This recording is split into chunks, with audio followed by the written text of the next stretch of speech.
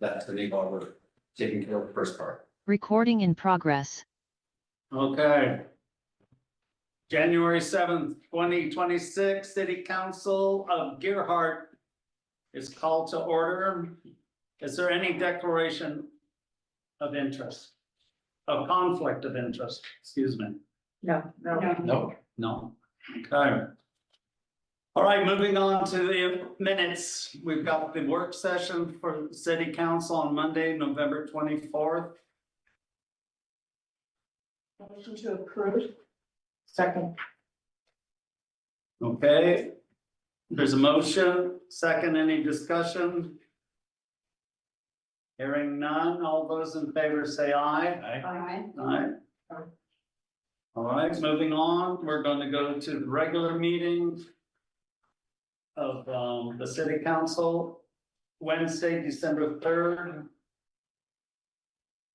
2025. Motion to approve.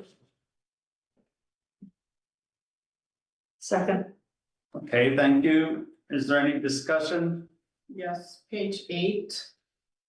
Toward the top, where it's the first document administrator suite went over and then it goes 1, 2, 3, 4. It looks to me like 4 and 5 were the almost exact same wording, and they didn't know if that was intentional or if it was typo or what happened. Oh, there's 2 4s. One. There are, Yeah. of course. So one of them needs to be deleted.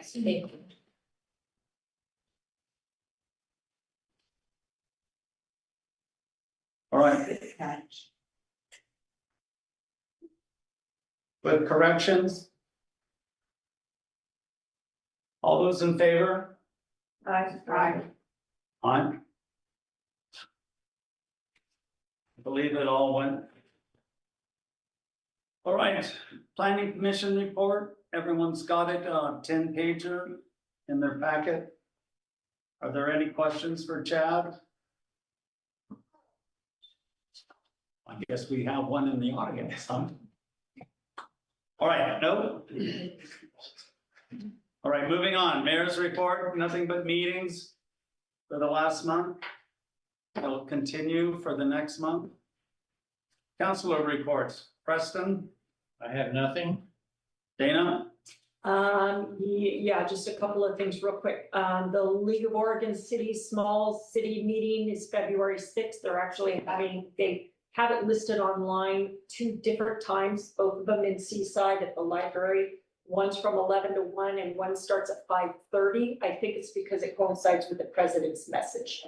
So I will be attending one or the other of those. The Small Business Development Center is advertising the opening of its small business management course through Classic Community College. They're offering some scholarships. Anybody interested should contact Classic Community College for more information on that. And then Thursday night, there's an after-hours chamber event being hosted in Gearhart by Coastal Restoration. okay, thank you. Alana, I spent a month recovering from my hip surgery. I do want to offer up a document that I found in my records, the original document. I've given it to Justine. This is the goals for the city of Gearhart from April of 1992. It was a draft. I guess I was made the secretary of this committee, which was a committee of citizens. It goes through the LCDC goals and has the opinion at the time of what the city of Gearhart should look to be doing. And it was a lot of this that the 1994 updates to the comprehensive plan were based on. I believe it's still relevant in many ways, and you can also read through it and see that many of the goals have been actually fulfilled. But there are others that are still a work in progress. And that's what I have. thank you. Sharon, Yeah, I met with Spencer Kyle, the city manager for Seaside, to ask about the status of whether Seaside would be at all interested in merging their fire department with ours. I came away from that meeting with two salient points. First one being that at this point in time, there's not any impetus on their part to do that. And the second one being that there would be a lot of conditions that we would have to meet before they would even remotely consider doing something like that. And the biggest condition would be that we had a new fire facility. So. All right, moving on to officers. Chief Gregory. Good evening, council. So first off, thank you again so much for allowing me to use some of the vehicle budget to get the laptops. We got them ordered, took a minute to get them in, but we actually today had them fully functional. So they are a huge improvement and working very well. So thank you for that. As far as stats go, since we switched to this new system, Central Square, we're now, in the past, I would say, hey, we had this amount of case files, we had this amount of action items. Now everything's just a call for service. And as you see on the report there, in the month of December, we ended with 135 calls for service. It was an interesting month. We were pretty busy. I don't know why, and I'm sure everyone noticed this, but a lot of people in town and in the county this holiday, more than we typically see. So they kept us busy, and we had some oddball cases as well that we don't get every month to report on. So it was an interesting month. Looking back at 2025 and keeping the calls for service idea in mind, we finished roughly, I'll get a better number probably for next council meeting once I can kind of dig in a little deeper, but it was over 1,700 calls for service last month for the Gearhart PD. Keep in mind that's with 3 officers, so we had a lot going on. Officer Merez, he got to attend the Shop with a Cop event with the local South County agencies. If you're not familiar with that, police officers go. I wanted to attend. I had to flood my house. I couldn't go this year, but we go and have breakfast with some kids at Pig and Pancake, feed them up on sugar. You can imagine chocolate chip pancakes is the #1 ordered item. And then we drive them up to Fred Meyer, and Fred Meyer works with us, and they get gift cards, and they go and they pick presents for their family members. And then we watch and talk with them, and oh, I sure do like that, but I like that. And then we end up getting them something for Christmas as well. So Officer Merez had a great time being there, and I'm very thankful we were able to attend. And finally, Sergeant Brown and I will be going to the Executive Leadership's training seminar. It's an annual event in Seaside every year. We'll be attending that this month through the OACP. That's what I got. Couple questions for you. Yeah, go ahead. So, under the animal category, is that just animal at large? It's Or any animal related call that we have. So that would most likely, they're typically animal dogs at large. Let's say if a deer got hit by a car or was road struck, it would fall under that as well. Okay. And second question is, under the traffic stop category, Mhm. can that be broken down into what you had before, citations versus? I think it could be, and I can look into that. Lisa Minor with the sheriff's office, she's been integral in this whole process of getting Central Square working. She helped me develop that. I will speak with her and see if I can't get that added to our filter of what is produced. Thank you. No problem. Thanks. Any other questions? Yeah, I just have a comment. I want to publicly commend you. And I don't normally comment on things that you guys are involved in, but it was on a social media site, so I have a little bit of knowledge and it's out there in the public sphere anyway, but I'm aware that you were involved in a failure to appear or a pursuit. And I just want to commend you for your good judgment, because you don't sign up to be a law enforcement officer and then want the bad guys to get away. But there are times when it makes more sense to let them get away, and that's one of the toughest decisions for officers to make. It shows good judgment, good maturity, not to put the public in danger when you have the guy identified. And when you recognize that it could potentially become more of a public problem if you continue to pursue them. So I want to commend you for your good judgment. Thank you very much. Okay, Thank you. thank you. All right.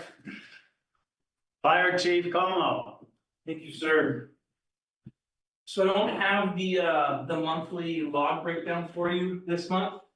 Federally, they forced us on January 1st to start a whole new reporting system. And there is some great growing pain. They are working out with that. So I was able to get the summary, which is what you guys have, but I don't have that breakdown monthly log yet. December had 64 calls total, 27 in the city and 33 in the district. And we sent out aid 4 different times. They're all for building fires, for those agencies you see there.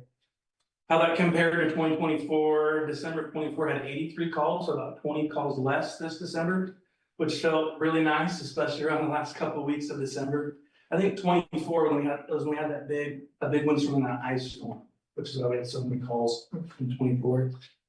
We ended 2024 on call 759, and this year on call 879, so we're 120 incidents ahead of last year.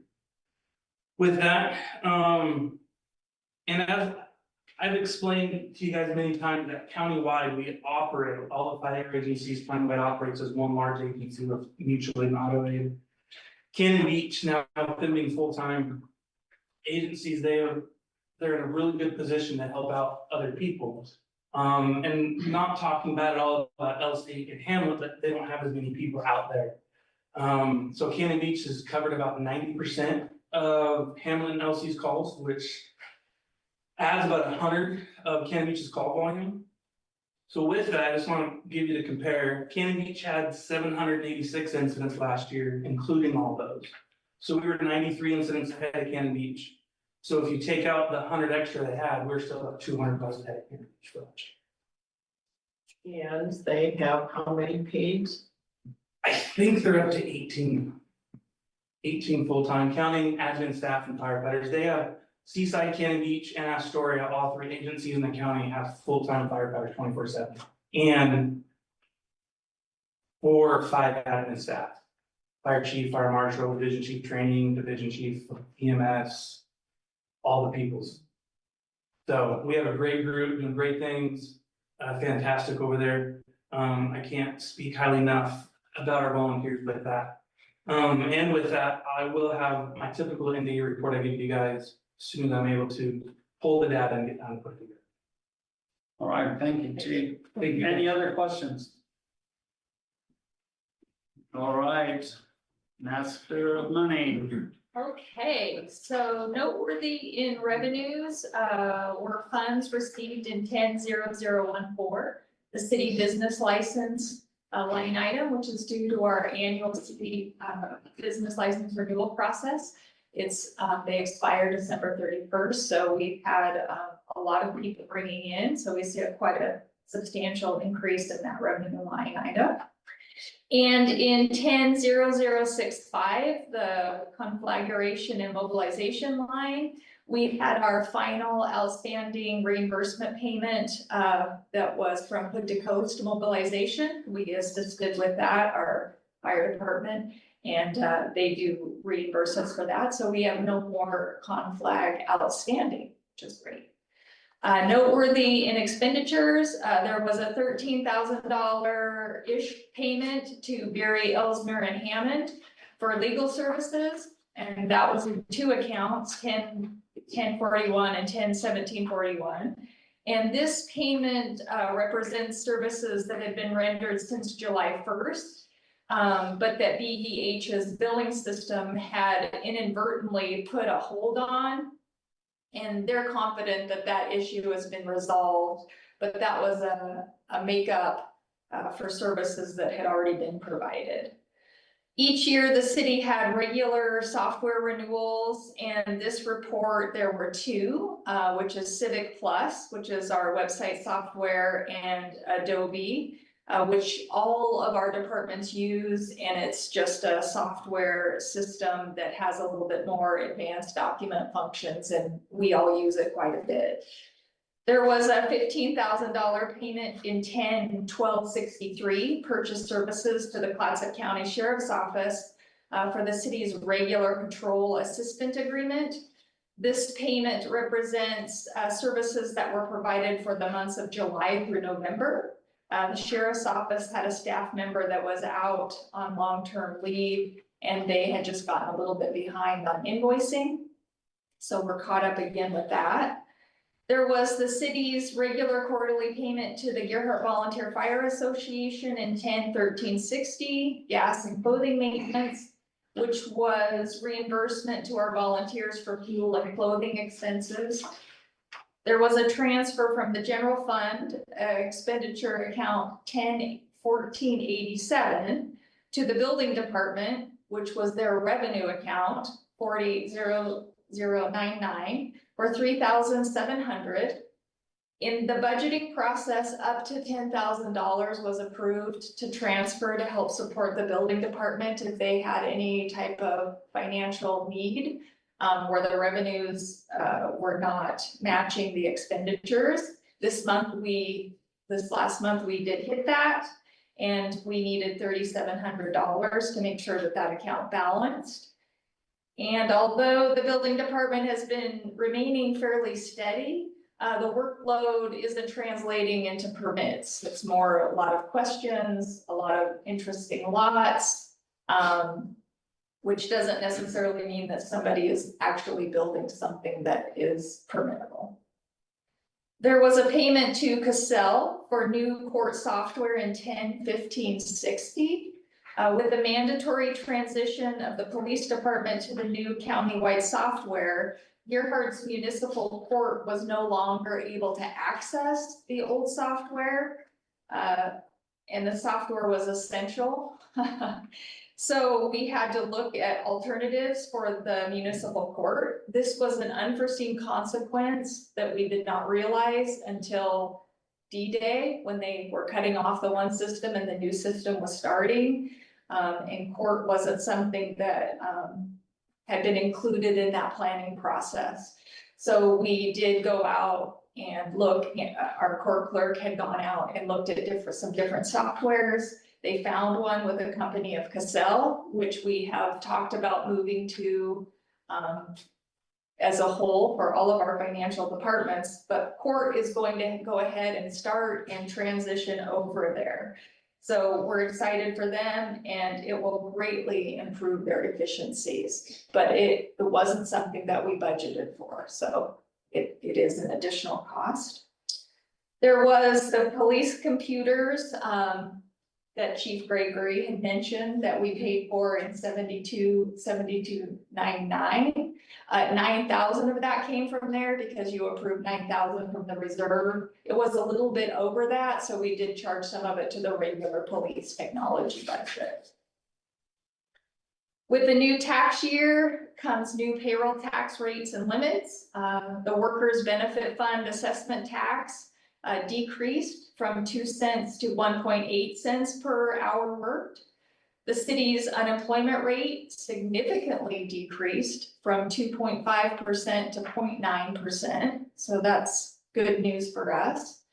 There has been a temporary hold on the increase in the statewide transient tax. Councilor Gould had mentioned last month about an initiative by local, by Oregonians that maybe disagreed with some taxes that Governor Kotek had legislation put into effect. And the Secretary of State's office has received enough signatures for the ODOT funding legislation to put it on a ballot. So they have decided not to implement the increases for the statewide transit tax until that goes to the voters. PERS has released their new employer advisory rates for 2027 to 2029 fiscal years.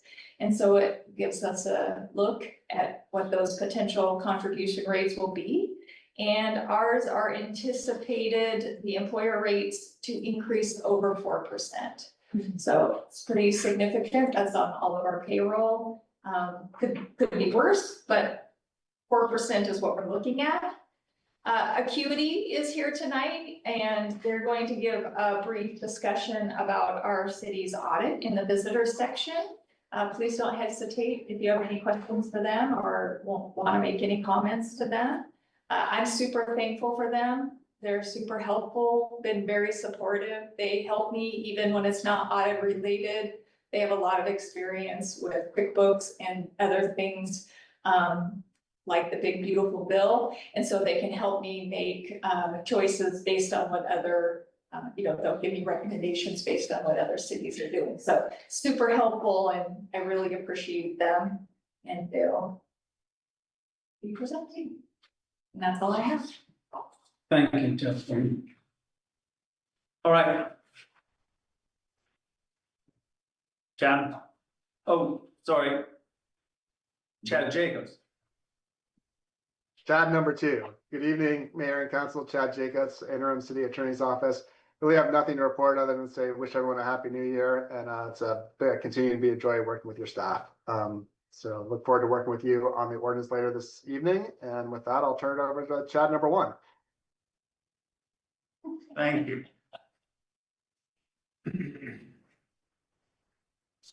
All right, Mayor and Council, just a few things to update. I've been working with FFA Architecture on the public safety building project. They are aware of the council's choice to look at moving forward with the remodel project based on the survey results. They have put together a timeline that'll work for us to get to potentially the May ballot, if that's the direction that the city council chooses. And we're going to begin working on that on January 13th with them, although we've been providing them with information and we've been building their ideas for the remodel of that older building. There are a few things that we're discussing here within staff right now that is kind of got this whole project moving around a little bit, but I think all in all, it's going well, and I will be in touch with the city councilors on what we're going to need from you in participation to help with that. And I'll be doing that early next week. I held multiple bench participation phone calls and site visit meetings in regards to the Gearhart bench project. We've got 2 of them on the way to be installed soon. Families have made their choices, and we have given them the agreement paperwork and are waiting to get that back. And then we will be ordering those benches and installing them. We're working with 5 families total right now. Well, 4 families really. One of them we're still having a hard time getting a hold of. Once we finish those 4 families, then we'll move on to the next group on the list. And so far, everybody's been pretty excited and open about participating in that. We've been continually working on reoccurring flooding and drainage concerns around Gearhart. We've definitely had a lot of rain. Knock on wood, nothing's been flooded other than some streets and some low areas around town. Although the project that's on Gearhart Loop is still very concerning to us, but Mark McFadden has been working with an engineering team and has a temporary fix in mind that he is going to be looking at implementing soon. I'll let you know more as he learns more.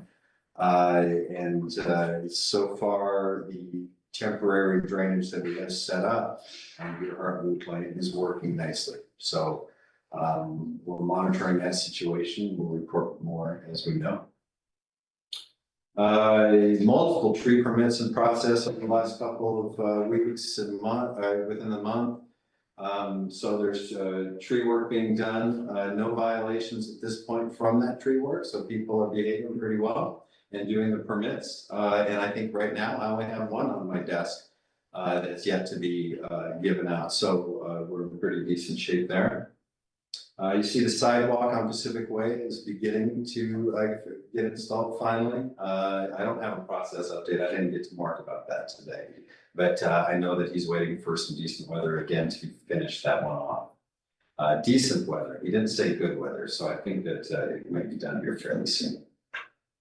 Water Caucus will be participating with the state on the Water Caucus meetings that are being held in Salem.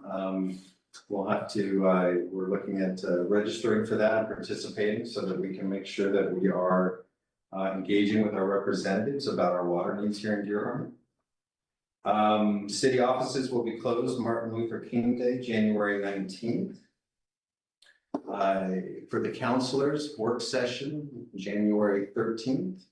Keep that on your calendar. The agenda is being worked on by the mayor and I, and get that out here fairly soon. And then probability of another work session, potentially fairly soon after that, that we'll keep you up on that and then go out for some dates to see what your availability is like.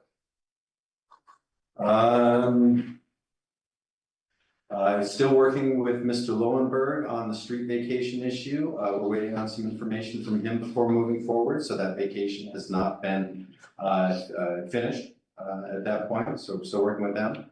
And staff is working hard, especially the planning staff, on updating the zone code books with the PICM and FEMA standards that we changed in November. And last but not least, I've been out for a couple of weeks this last month due to a health issue, and I appreciate everybody reaching out, making sure I was all right. Here I am, I'm alive. I would like to throw out a shout out though to one person, and that's Mark McFadden. When I was going through this little health episode, he looked at me in a meeting that we had, said I didn't look right, and I said, yeah, I know, I'm making an appointment. And he says, no, you're getting in my truck. And they took me to the hospital, and that was fantastic. I You need to saved create my a life. life-saving award in Gearhart to give it to him. You would deserve it for sure. Yeah, you saved my life. Otherwise, I would have just done the man thing and said, you know what, I'll take care of this later. Oh, pull a Peter. Yeah, like you told me for a year. Yeah, well, okay, yeah. But I really appreciate Mark, and I appreciate all of you reaching out, so thank you. Well, I'm glad that you're still here. Other than that, that's all I've got, unless there's some questions. No questions? Moving on to visitors.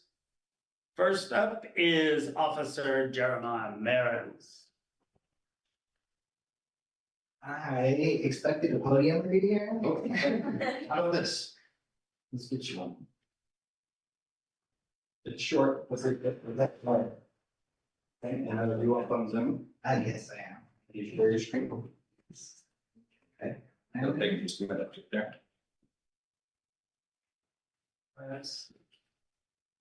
There's one of those nice new computers now. Yes, this one should move, working a lot faster than my last. Even though I won't answer. And, great. Okay. They said it sent a request that. Yep, and it's Christie. She will go ahead and acknowledge that. It's been approved, Okay, okay, yeah. I'm going to now. Right. Okay, so go back to your Zoom. Let's go make it big. Let's go down here. Sure. And let's hit your presentation. Hit share. I think. Share. There we go. Now take this. It's up. Okay, I'll get out of your way. Take this, get out of your way and minimize it. Just, excellent, just back. Minimize that. Okay. It's not showing on your screen. Slideshow. Perfect. And I was on here this morning. Here we go. All right, we did it. Okay. Well, good evening, everyone. The day is here. It's been, I know it hasn't been a long time coming for you guys. This has been like a year or more in the making for me. So I'm gonna start off by handing out some folders here. Good evening for you. Thank you. Thanks. Absolutely. Absolutely. All right, so opening up these folders, the first thing you're gonna be seeing is an agenda. they're just gonna show the contents of each slide in case I go through anything too quickly. I have a lot of material to cover in kind of a short amount of time. So that's why I kind of put that in there. If for any reason I go over anything too quickly, there will be time for questions at the end, but for brevity's sake, I'm going to save questions until the end. I'm going to go through the presentation in one continuous flow, but at the end of the presentation, I'll be happy to answer any of your questions. Alrighty. Here we go. So, good evening, council members and citizens of Gearhart. Thank you for allowing me the opportunity to speak tonight. As many of you know, my name is Officer Jeremiah Mattis of the Gearhart Police Department. I'm here to present a proposal that I believe will greatly benefit both our department and the community we serve. The creation of the Gearhart Police Department K-9 unit. While our department is small, we play a crucial role in supporting the safety of Gearhart and its surrounding area. We often assist neighboring agencies like Seaside Police Department, Cannon Beach Police Department, the Oregon State Police, and the Clatsop County Sheriff's Office during high-stress calls. Establishing a K-9 program here would not only strengthen our own capabilities, but would also add an invaluable shared resource for the entirety of the county. This proposal fully outlines a self-funded program through grants, sponsorships, and community partnerships, ensuring that it will not place any financial burden on the city. Ultimately, this effort represents our continued commitment to proactive policing, officer safety, and community trust. So a quick summary. This program would introduce a dual purpose K-9, trained for both patrol and tracking, and community engagement.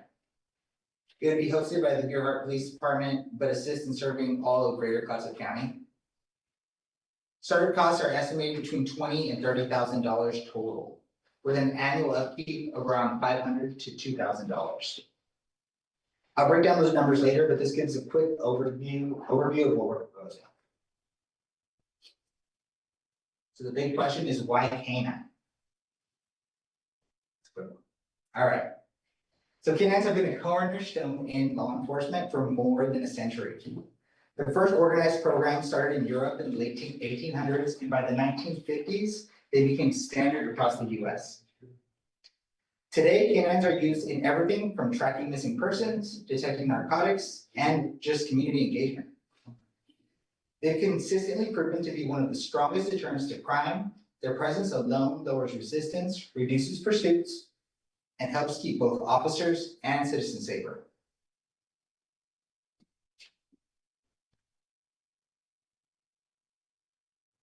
But right now, Clatsop County has only one active K-9 unit, which means coverage in Clatsop County, including Gearhart, is often limited or unavailable.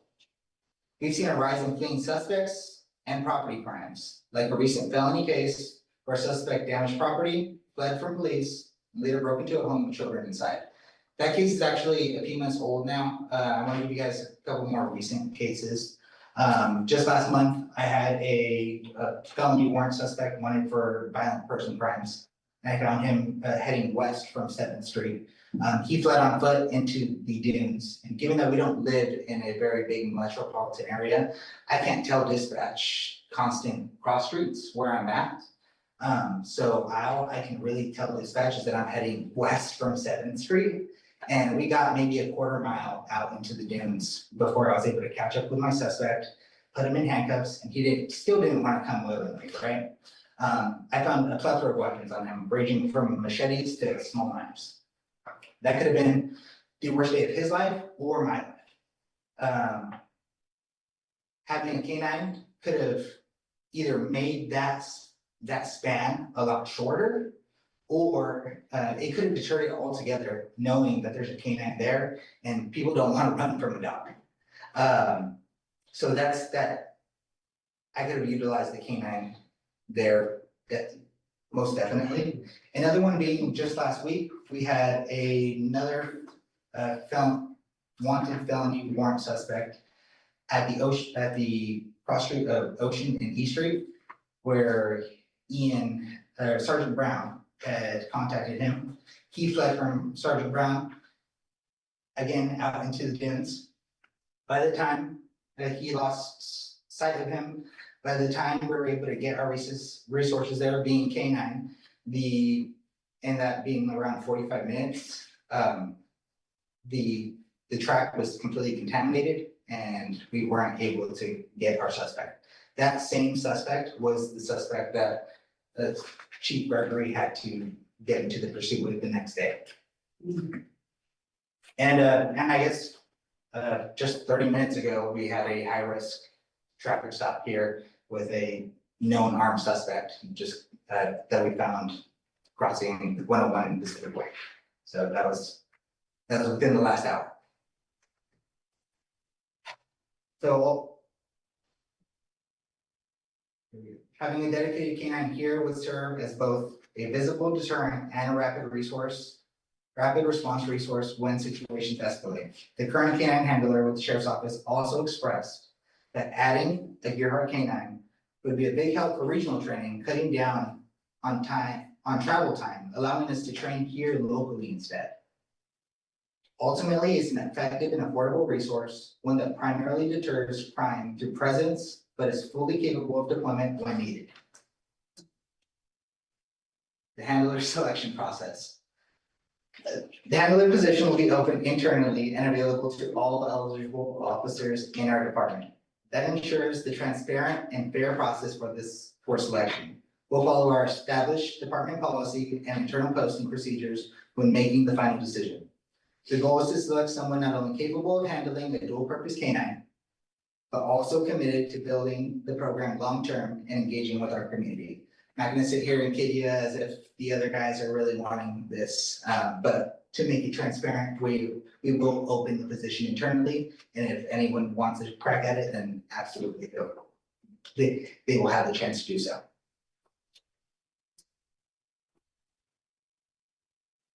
The proposed canine functions. The proposed canine would serve as a dual-purpose dog trained for both patrol and tracking.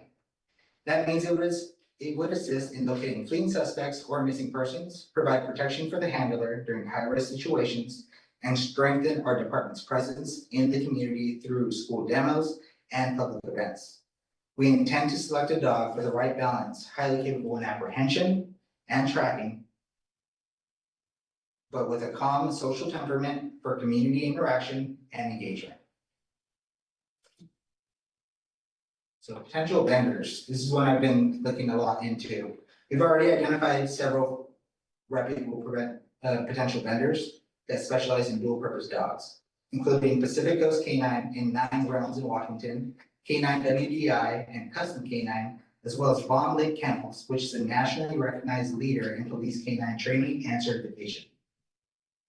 Vendor selection will happen only after the handler is appointed to ensure that we can match the dog's temperament and working style with the right officer, while also meeting all dual purpose certification standards.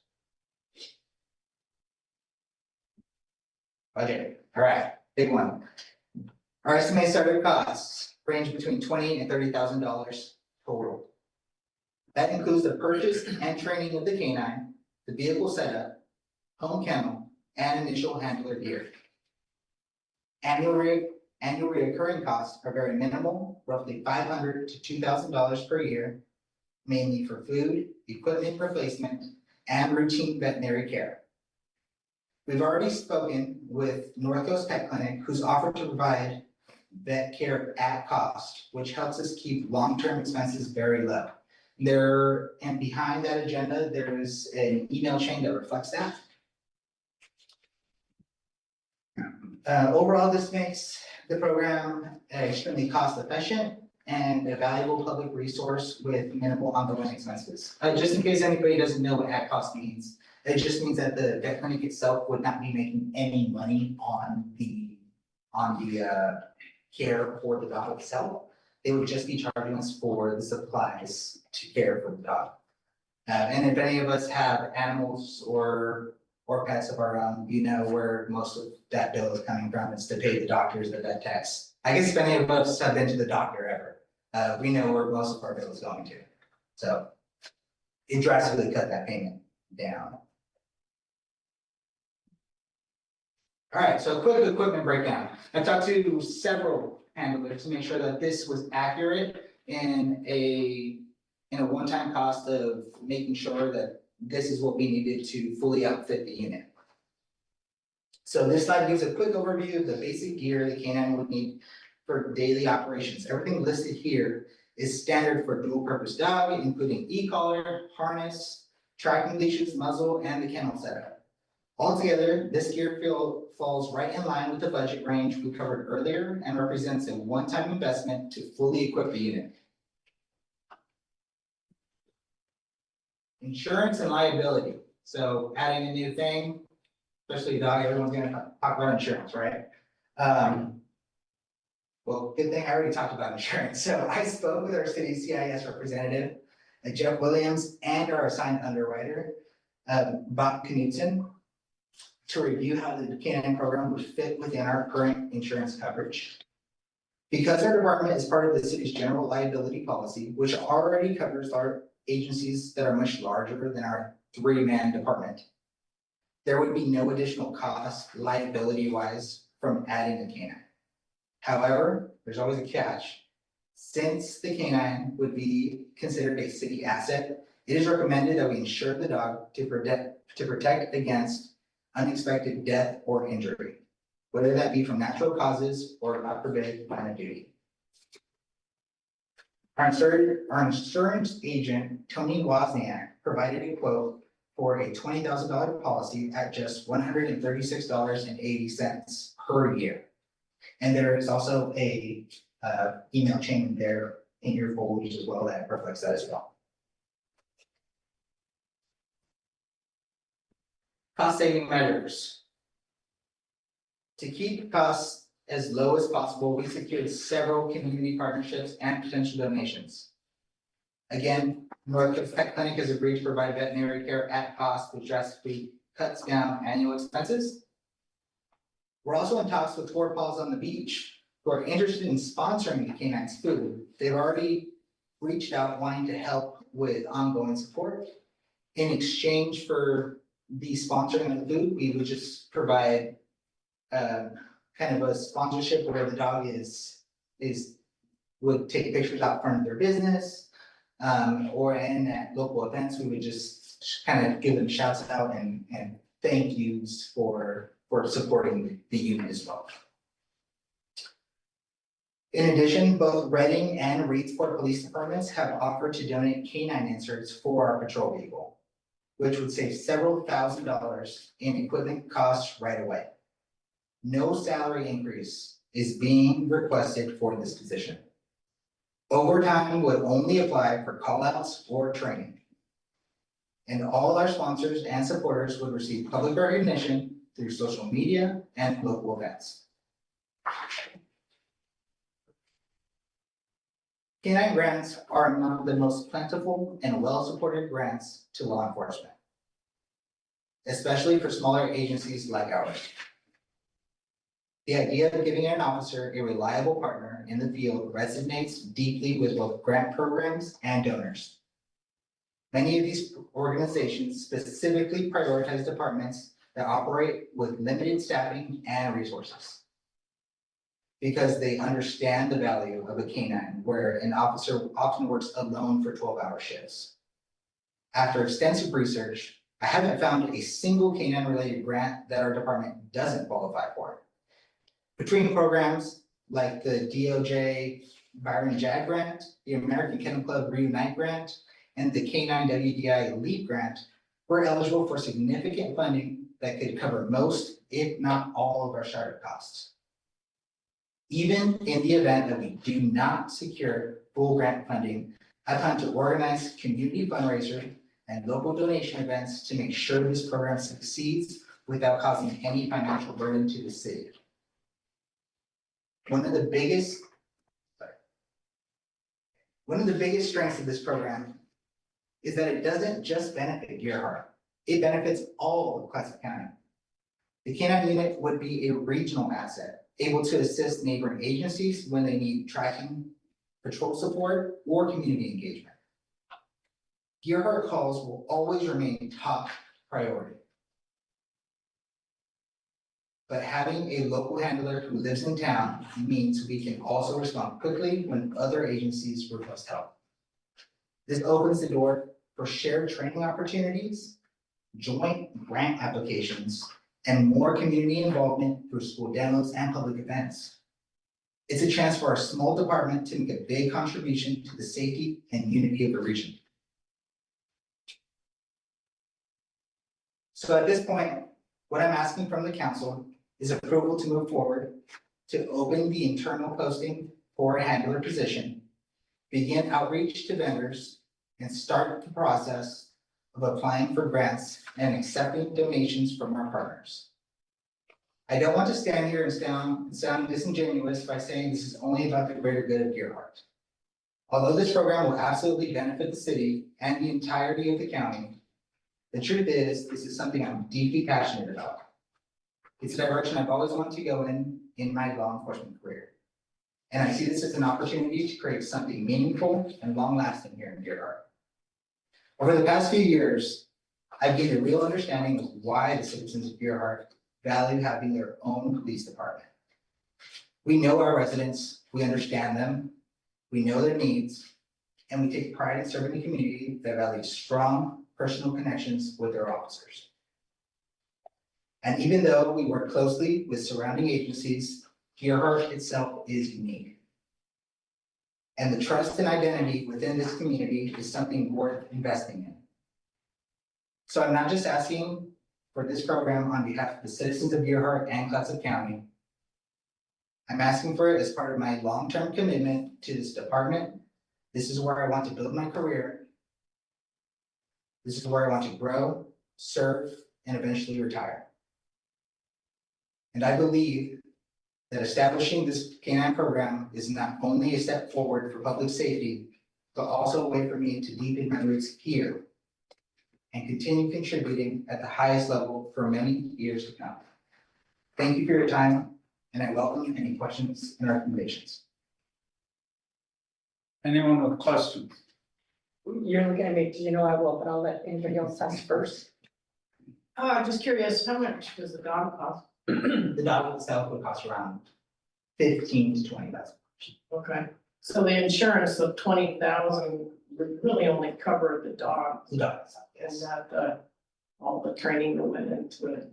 I mean, I'm just wondering if maybe it would be better to have higher insurance on it.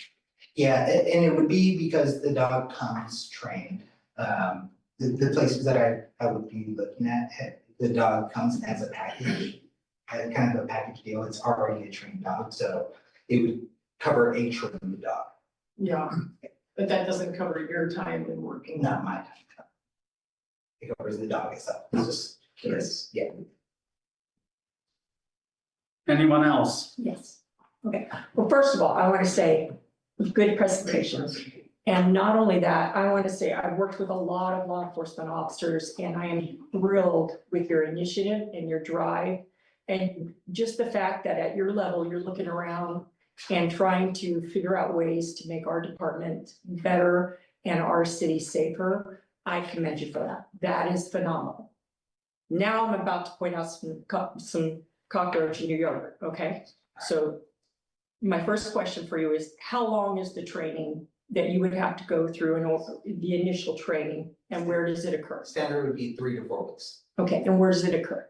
It depends on which place I would go to, but there would be, so there's some trainings in Washington. It would be, okay? Okay. Yeah, some in Washington, some as far as Utah. It just depends on which one we go. Okay, so your cost breakdown for training, did it include the cost of the training and the lodging, the food, the travel, and the backfill for your position while you're gone for those 3 or 4 weeks or however long it is? Yeah, it does not, so it does not include the backfill here, but it doesn't include the training itself, yes. Okay. And then so anything that would cost lodging, that would be out of state, most of those places have in-house lodging. And I wouldn't be asking for any sort of like pay stipend for food or anything like that, I would just pay for it. Okay. So I want you to understand, that under federal law, there are certain things that we can allow you to volunteer to do and pay for on your own, and there are certain things that we can't. So we would have to follow the city policies as far as what we're gonna pay for and what we're not. And also, before I could say, this sounds like a good idea, we need to get a legal analysis as far as if we would have any exposure for the after hours time that you spend on it when you take the dog to the vet. Is that on paid time or is that time that you're allowed to go to? I would, when you feed the dogs, when you're going to get food, and also the ongoing, going to and from training, I'd wanna know what our liability exposure would be for that as far as whether we have to pay you or whether you can volunteer that time, because I know other departments, there have been lawsuits involved in that, so I would like to get a legal analysis in this state, just for my edification. I would imagine training would be just like any other training I go to for, I'm also a defensive taxes instructor, so anytime I have to renew on any sort of that type of training, then it'd be the same as when I go and travel for that. Right. So next question. So what is the plan for covering Gearhart if you were, this sounds like a great thing for Clatsop County, for like a mutual aid standpoint, you would be assisting. But what is the plan to cover Gearhart if you are called out of our city to help someplace else? Who's gonna be covered in our city? Yeah, so I've already spoken with our sheriff. And he's expressed that he's more than willing to already do what we already have planned, or what we already have in accordance with the sheriff's department to cover our city with a deputy while while our canine officer is dealing with some sort of call out or something like that. Okay. So what happens to the dog when you're on vacation? So the canine community is actually, it's a very tight-knit community, but what we do, or what they do as a canine community is that a dog, if a canine handler was to go on vacation, that the canine could not go on vacation with the dog. Right. Then another canine handler would take the dog with them, and while the handler was on vacation. You just be vice versa. I would also take in their dog while they're on vacation as well. So we'd have to write some type of policy for the department as far as what would happen to the dog. There's some set rules. What happens if you promote? Does the dog go with you, or would this dog, would the next person coming in as potentially a patrol officer have an opportunity to take this? I would like to see you promote sometime. I would like to see you stay healthy forever. Yeah. But we all know law enforcement can be kind of a dangerous Yeah, for sure. endeavor. So what happens Promote if within something our happens? department, I'm sorry. Right, yeah, what happens if you promote within our department, or what if you got injured and you couldn't work for our department anymore? And I'm not wishing that on you, I'm just saying, what happens to the dog if for some reason you aren't in your existing position? Yeah, so promotion in our department, there's as you all know, there's very little movement in our department. But if I was to move up to that sergeant position, then I would just be sergeant canine handler, if that was to be the case. But there is always the opportunity, if I wanted to focus on sergeant duties of one person, then I can another officer can have the opportunity to move into the canine position as well. But I'm looking to have the program and to continue it until for the entirety of the longevity of the program. Okay. And then the next question, this is my last question, so I'll let you move on, but if you were to come up with a list of the top 5 to 10 things that our department needs to acquire as far as resources that we need to invest in order to make our department the best department that it can be, and maybe even modernize to standards that perhaps we should already be to. Would this make your top 5 or top 10 list? Yes, for me, yes. I'd be interested in seeing a list of what the goals for the department are, as far as what resources you would like to see us invest in. To get a whole picture of other things that we might need to spend money on. Yeah, in all honesty, I'd probably put it in my top three, having first off, more officers, just to be able to cover more hours. And then second, just having more ability to have, because even if we did have another officer, it would just cover those extra hours that we were paying down, right? But even if that wasn't the case, or if we did have another officer, then having more resources for safety community officers, because there's been a lot of times when I don't know whether or not I'm gonna be safe in that situation. I know my backup's 20 minutes away. That situation when I was telling you I was out in the dunes, my backup took 30 minutes to get to me. And again, when you're out there wrestling with somebody in the middle, it's 1 a.m, I'm out there in the middle of the night. No one's really gonna be able to hear me, and our radios already suck as they are. So it can get scary at times, and just more things to prop up safety it would be very helpful. Well, again, I thank you for your presentation, and you put a lot of work into this, and I'm very impressed. But I'm gonna tell you honestly, I would not be ready to say, go start raising money for this right now. I would like a few more, a little bit more information, like I said, like a legal analysis of after hours exposure and some of the other things, a little bit deeper, time to dive a little deeper into the numbers as far as the ongoing costs, because I think that maybe your estimations might be a little low. And just to be clear, by the way, this is incredible what you put together. Just be clear, so if you go to the training school, which is 3 to 4 weeks, what, do we hire the sheriff to cover him being gone? And is the city gonna foot that bill? And So my understanding is from the sheriff, and I would obviously like to get this in more concrete, is because this is a service to the county, not just Gearhart PD or Gearhart citizens, that he would be more than happy to provide additional coverage during those times. And now I'm not guaranteed, this is just my understanding of the conversations, so, but nothing's been solidified. I also have talked with Lieutenant Knight in Seaside, and he's basically a focus, just, the little calls for service need to occur when we're not on. And again, Sergeant Brown and I can just take on call, it's 4 weeks. So if there's something that's going on and I need to go from my home and respond to something, that's fine as well. We'll do a little extra to get a little extra. And that's an excellent point, but remember, you're also receiving a little bit more pay than he is. Sure. Yeah. Well, So to backfill him, we'd be paying you just a little bit more. So those are where the numbers are not, for me, aren't quite making sense. right, I think just to nail down the exact costs that the city's going to incur versus what you're gonna be able to raise, and some clarity on the Yeah, and as of right now, I'm not asking for any money. So I'm only asking for the ability to start.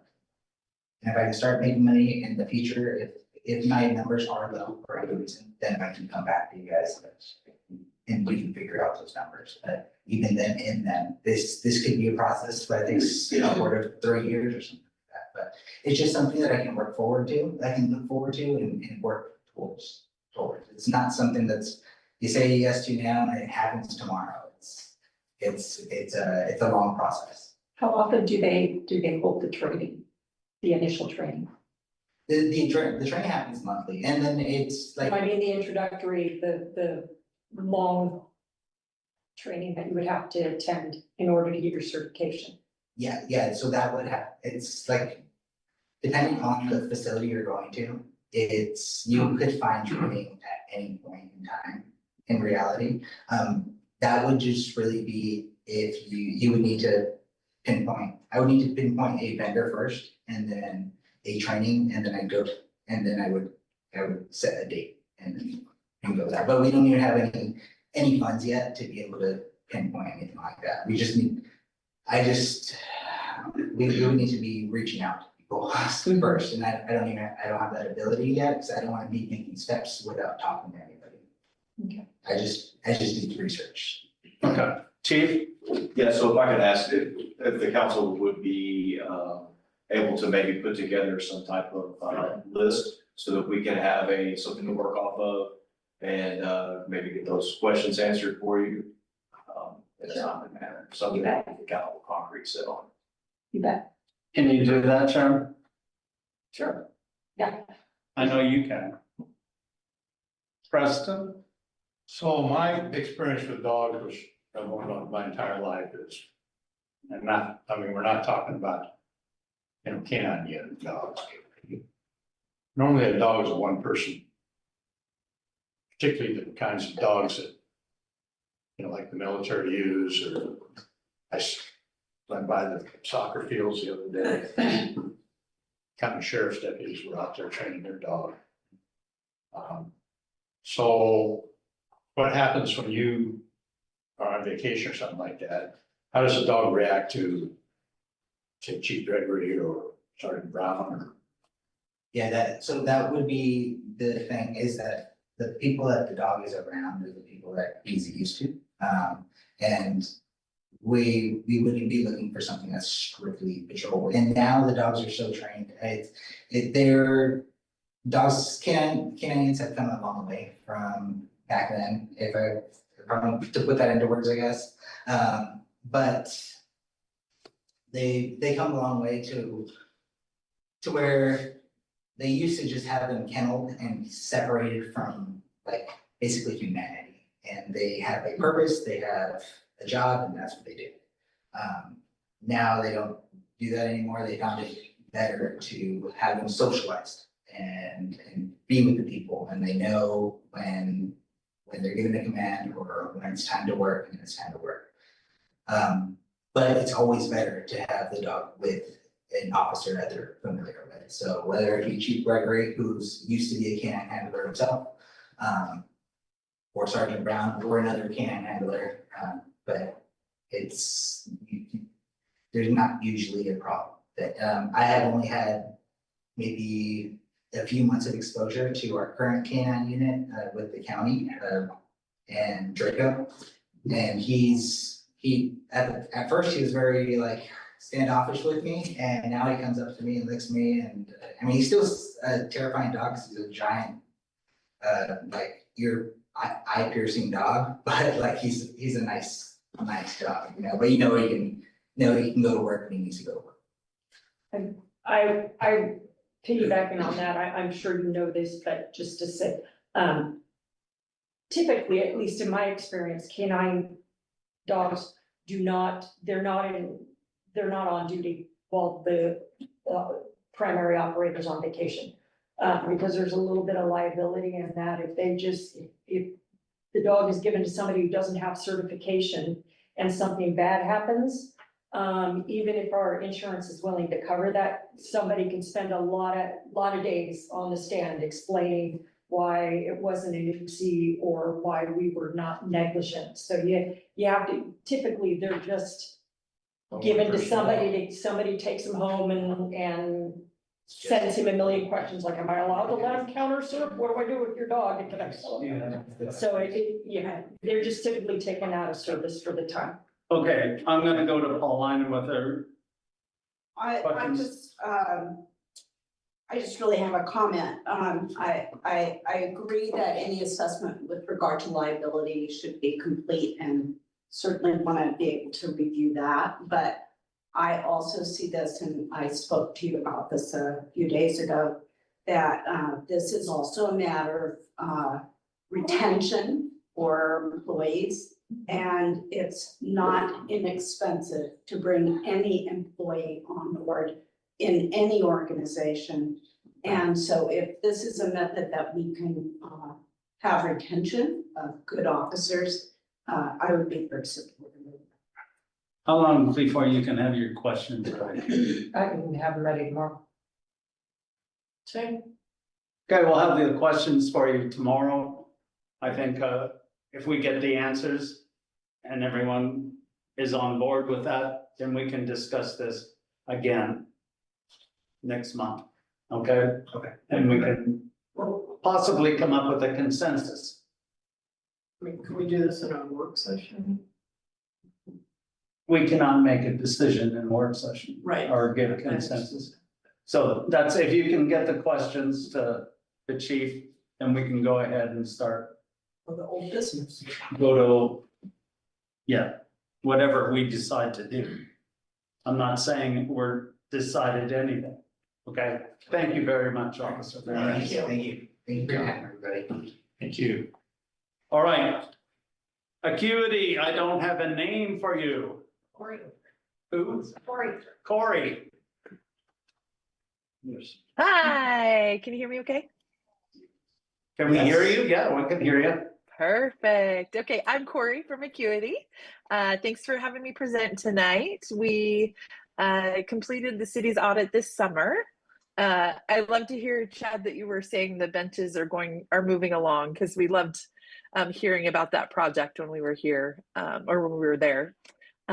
So we are mostly good news tonight, all good news, I think. When we did the audit, we didn't have any audit adjustments. I always like to talk about that with councils and boards, because it means that the reports that you're using monthly to make decisions and getting from your staff are accurate. I think that's really, really important for you to hear. So we didn't have any changes to those this year. And there's a big congratulations to Justine in that. I mean, she's doing a great job. So the next piece was Oregon has us look at what we call minimum standards, and it's, did you adopt your budget legally? Did you comply with budget law? Did you award public contracts in accordance with Oregon law? Did you have insurance? And we're using the correct bank depositories, because there's some reporting around that. Good news is we didn't have any issues this year with any minimum standard stuff. So no budget issues, no public contract issues. So that's another place to congratulate your staff on doing good work and being diligent in tracking finances and bringing changes before you as a council with budget if that needs to happen. The city has done a lot of work around public contracts, I know, over the last several years. So again, I just want to draw attention to the fact that there were no findings, and that's really good. So congratulations on that as well. Overall, if we look at the financials themselves, the city ended the year June 30 of 2025 with 12.2 million of assets. About 9.3 of that is in fixed assets, buildings, equipment, infrastructure, that sort of thing. And the rest is cash. The overall governmental funds, so your governmental funds are everything but your water funds, and they're designed to be mainly funded through not user charges, anything but user charges. So those funds, they decreased $800,000 last year, which is a big number for your city. However, when you're looking at those, there's not a place to panic, because about 900,000 of that was capital outlay. A big chunk of that was the public safety building studies, and so that was all planned for. You knew that was coming, so it wasn't a shock, and it wasn't something we expect to see year over year. So not a big concern from a long-term financial standpoint. The water fund. And one of the things we always look at is the cash flow statement from the water fund. Did operations provide positive cash flow? This year they did not. They had an $82,000 loss just from the operations piece. And what that tells us typically is that user rates aren't quite what they need to be. However, usually we'll discuss that with staff. You guys already took action to remedy that. So now that's a kind of an outdated fact at this point. So I don't expect to see that again next year when we're doing audit testing. And it's something that sometimes things happen, but it is one measure that we always like to talk with staff about, because it's hard. Utility rates are such a balancing act. So, and I think the last thing I'd say is long-term debt is down to 1.575 million. You've got 5 years, I believe, left on your, you've done the refinance to lower interest rates on that. And so it's almost paid off, which is good news. Did anybody have any questions?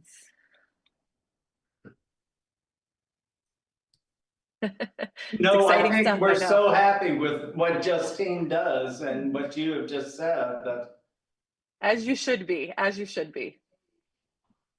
Yeah, and we do appreciate, she mentioned earlier in the meeting that that she'll reach out. We really appreciate when clients will reach out and ask for help, because we're so happy to be a partner and make sure that it makes the year steadier. So that way when we get there for audit, it's not a bunch of surprises or a bunch of bad news. So it is a good working relationship.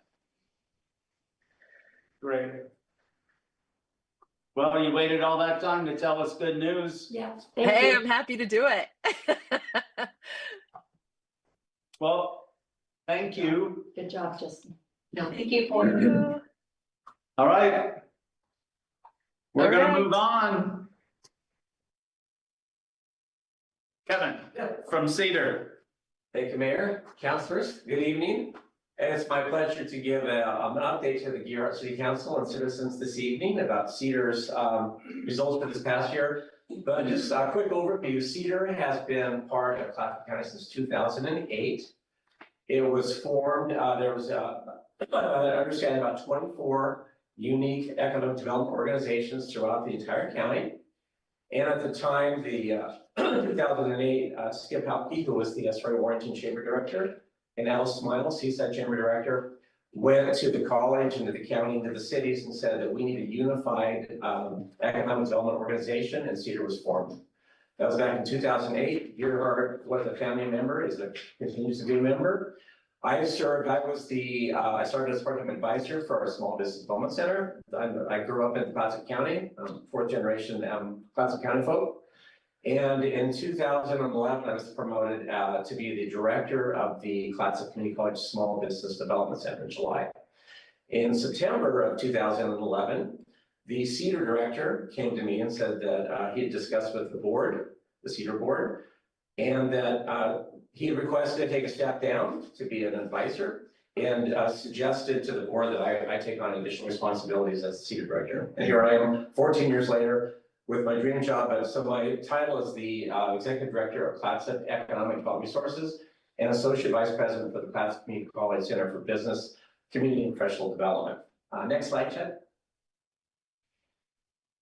So a quick here reviews the small print here, but I know that maybe the councilors have the information in front of them. I know it's also public, but just a quick overview, kind of like what Cedar did this past year. And I just gave some examples here. We worked with federal and state elected officials and field teams to address the potential impacts of the FEMA buyout changes impacting here throughout the county and the entire state of Oregon. Councilor Dana is on our Cedar board. She comes to our Cedar board meetings, which we really appreciate as an active participant.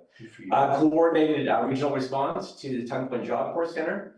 We all know that they were slated for closure, and worked very diligently with our legislative team, the Senator Merkley and Wyden's staff, as well as Congresswoman Bonamici, et cetera, to coordinate a response. Was on speed dial for quite a long time with Mac, the Tongue Point director. And just the good news is that that was delayed. And we understand at this point that the Tongue Point Job Corps Center has been funded, I believe, at least through May or June of 2026 of this year. So they're bringing on students. It's a key employer for our county, and we're very excited about that. I did testify. The Legislative Ways and Means Committee came to Clatsop County in March, and I presented in support of the Small Business Development Center funding, as we rely on the funding from Business Oregon, from the SBA, and from our host Clatsop Community College. And we had some other regional funding, some funding through ARPA, et cetera, but that was being sunsetted. Just to ask for the continued support, since Business Oregon is mandated through the legislature about the funding side of things. And Columbia Memorial Hospital's $8 million construction project. We know they had the brick grant that was approved and then pulled back, but approved again. And just again, give with the $3 million construction project to give support there. I was invited as the only non-employee to speak at the Georgia Pacific Water Mill. And I've said in all my meetings I go to that kind of, I'm here in Gearhart, but people live in Gearhart, work elsewhere. I live in Estuary, I work in Seaside. So the impact throughout the entire county of our small and large employers is felt everywhere. And there was a $158 million Georgia Pacific investment made in a new paper machine. I also serve, Chad mentioned the overview to the mayor and council. I'm also the enterprise zone manager for Clatsop County. And we worked on doing the county manager, we worked with the team at Georgia Pacific Luana, who frankly was a little, they've been gun shy, I guess I would say, about working with government, and put that in air quotes. And it was just a very positive process for the Georgia Pacific folks and for us, and they're the largest taxpayer in Clatsop County. Providing transition support, a Cedar board member, permanent member, the permanent members of the Cedar board are the 5 cities, Clatsop County, the Port of Astoria, and Clatsop Community College. But we also voted a few years ago to also have as permanent members Columbia Memorial Hospital and Providence Seaside Hospital as our largest, number 1, number 3 employers in terms of employees in the county. And so they're permanent. So I worked with Rebecca Copeland, who's a very, very active member of our board. So sad to see her go, but I know that she moved on, stayed with the Providence network. She's in Hood River now. And then Jason Pamanon, the chief nursing officer, was an interim CEO, and he's joined our Cedar board. And I found out this morning that he's been selected as the permanent CEO, as chief administrative officer. So really pleased about that. And then I just want to mention for the city of Gearhart about the Small Business Development Center. We served 22 Gearhart businesses over the past 5 years. And what we do is and I'll get more into detail when I go through the SBDC, but we provide free and confidential advising. So I cannot say who the clients are unless they give us permission to do so. And we've had many of those over the years that we do highlight. And 210 clients in the 9713 zip code. And our office is located in Seaside. Our main office is 5 minutes away from here. Cedar was proud to be the co-founder of the Clatsop Job and Career Fair. We've been along with the Oregon Employment Department, WorkSource Oregon. Been doing it now for almost for about 12 years. And we have, I guess, gave a recap of last year, but we always look, I grew up in retail in the private sector. It's like, what did you do for me yesterday and today and tomorrow? So looking forward, we have our 2006 Clatsop Job and Career Fair here in Seaside at the Seaside Civic and Convention Center, finally able to book a date that worked for them and for our students. And we're going to rebrand it for 2026. It's going to be the Clatsop Job and Career Exploration Fair.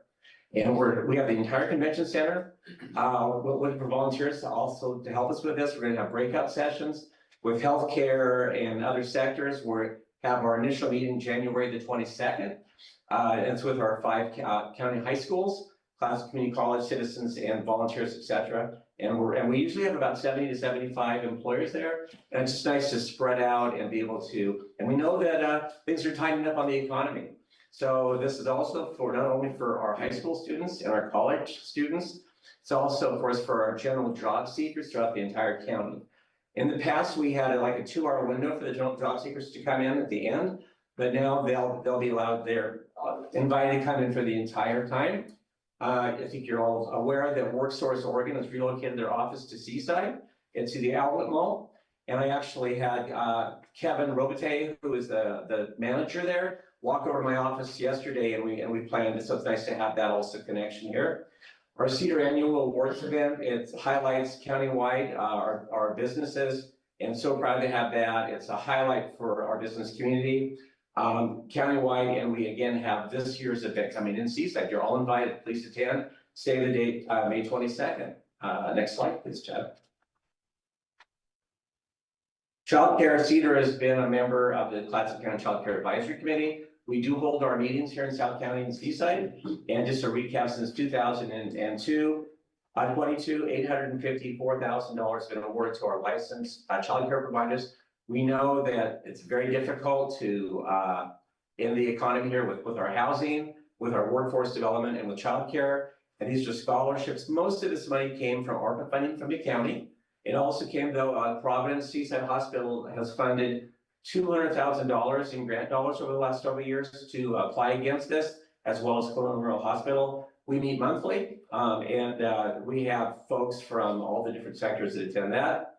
Community engagement, our team, we have a great team. We have a small but mighty team. We meet and we attend the weekly Seaside Chamber and SDDA meetings, including here in Gearhart, that happen. And then the Clatsop Works internship program, I'm going to talk about that in more detail in a few minutes here.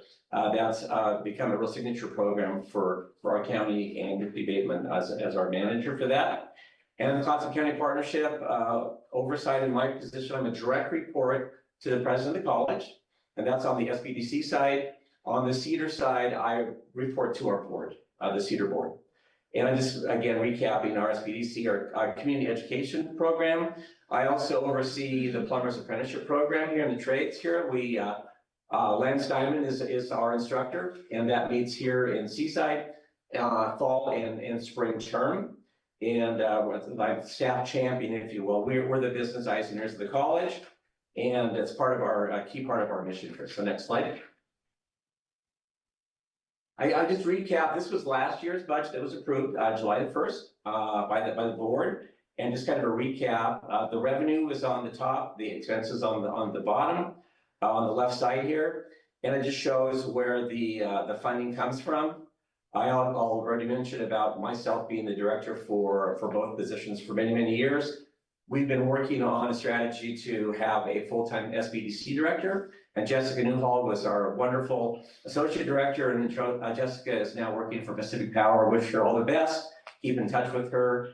So the plan is in the next few years to gain that strategy about having two separate directors, but right now we're a lean team, and we're working and really delivering with the team that we have. So I just have the recap here for the county, the cities. Gearhart did zero out Cedar's funding for this past year, and I'm here tonight just to give you education, and I know that planning process starts for the budget coming up here soon. The private sector sponsorship, we have private sector members, which are the next page, a listing of them. We also have Samuel S. Johnson Foundation, Betsy Johnson, contributed $5,000 last year to Cedar because of the work that we do in economic development. And then again, kind of the breakdown on the Fed, I said about the SBA and Business Oregon. You see there the $115,000. That is specifically for our SBDC. That is for our advising that we do to our community. And then the expenses, I get a recap to the board last year, because again, we also had a lot of ARPA funding that we had gone to the county, and we had received about $300,000 from the county over a 3-year period. We also had from the Oregon legislature, $258,000 that the SBDC was dedicated for that over the last few years to build programs. Again, I'll talk some more in a few minutes on that. But that's all sunsetted as of the last week, actually, December 31st.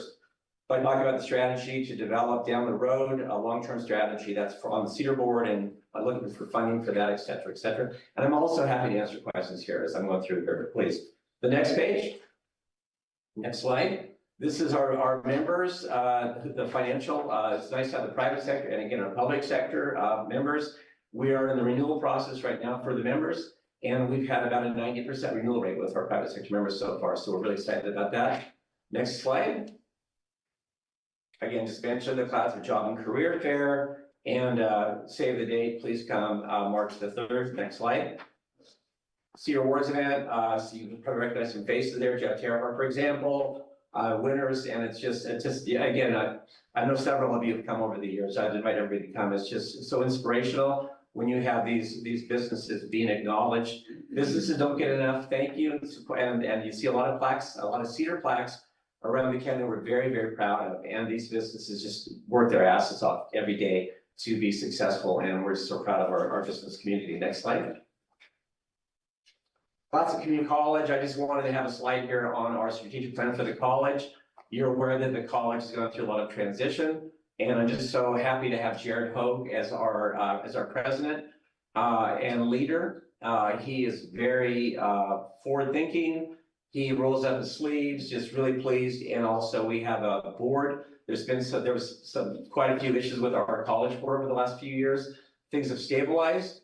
Recently, we had Bill Montero, for example, that was appointed to the college board. We also have Joyce DeHensek from South County and Ashley Flukinger on our college board. So it's a nice balance of the entire county on our college board.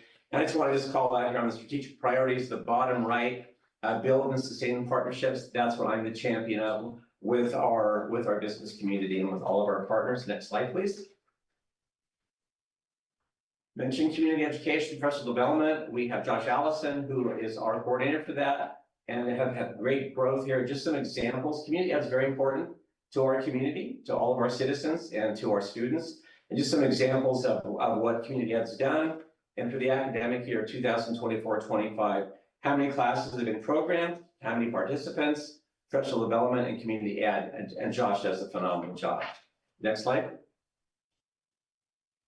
SBDC, this is last year's performance for our center. For our class, we have 18 centers in the state of Oregon. And recently I was asked to, our center was asked to take on Columbia County's SBDC.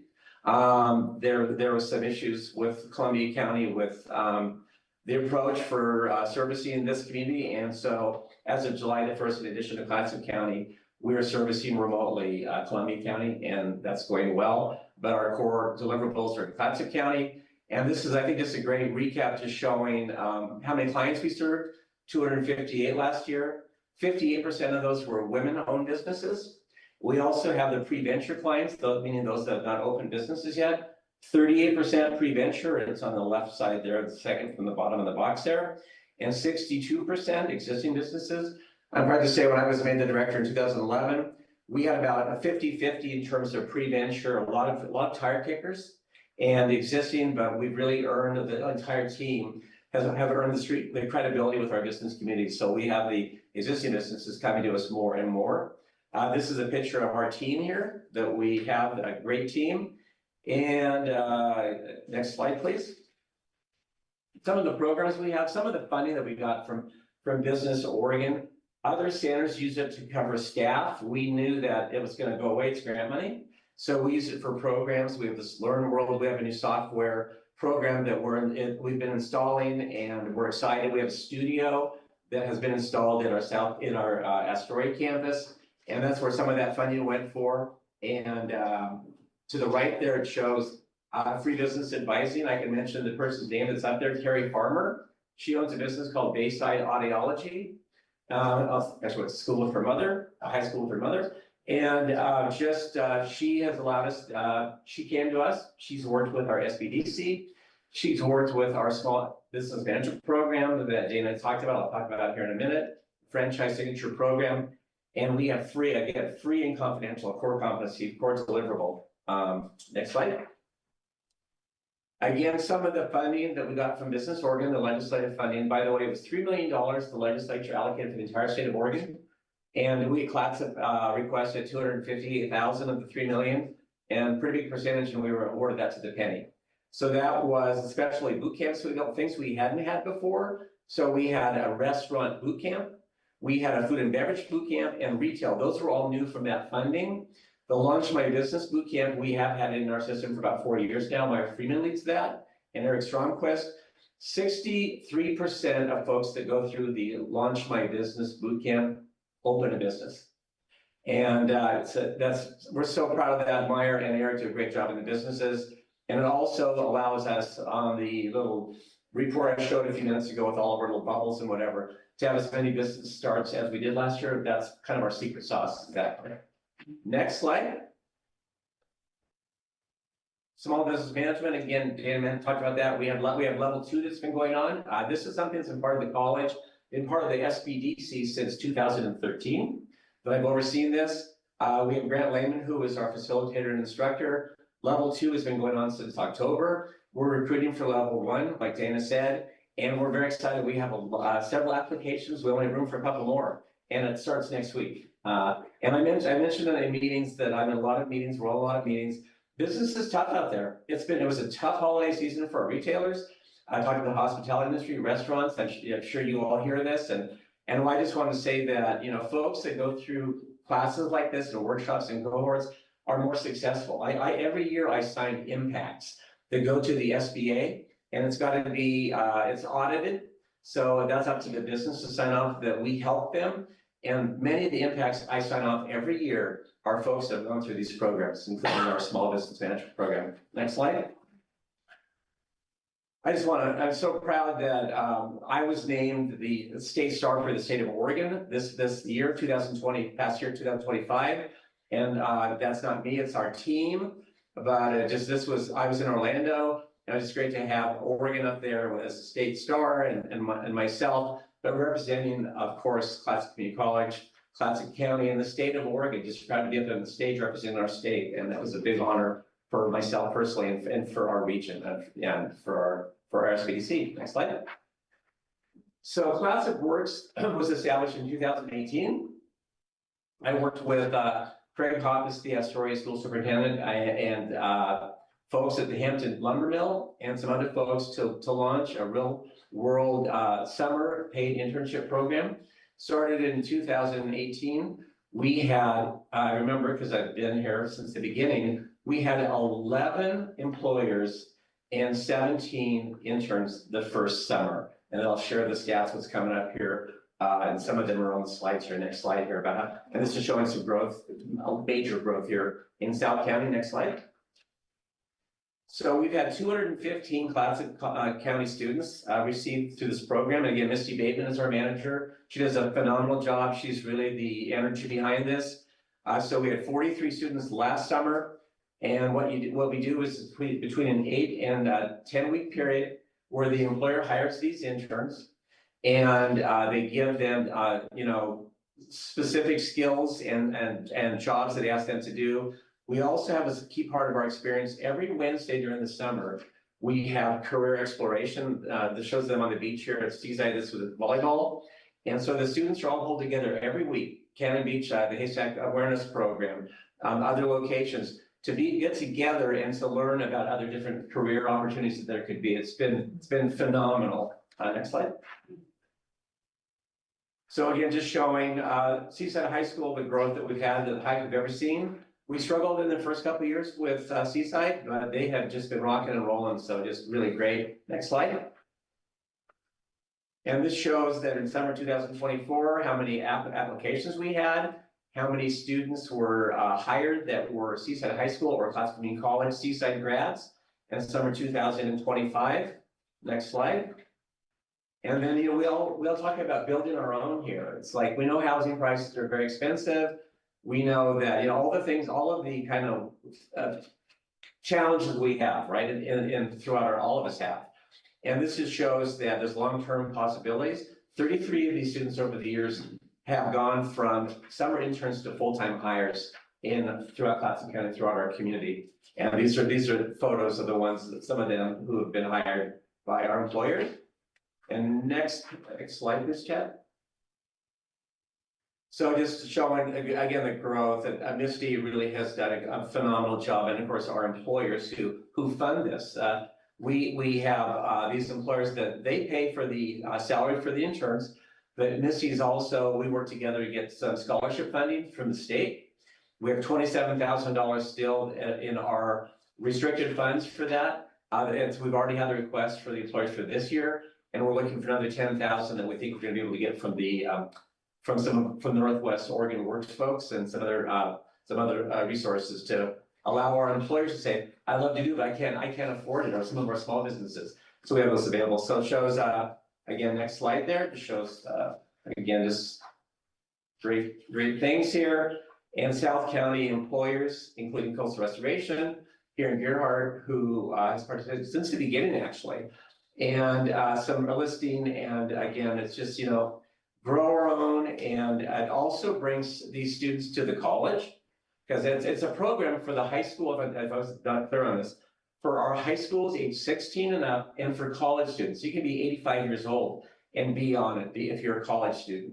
And so, and we also work with Time Point Job Corps Center, and we've had several interns through there. So just that is my update. I'm happy to answer any questions for the mayor, the councilors, if you have any questions for me this evening.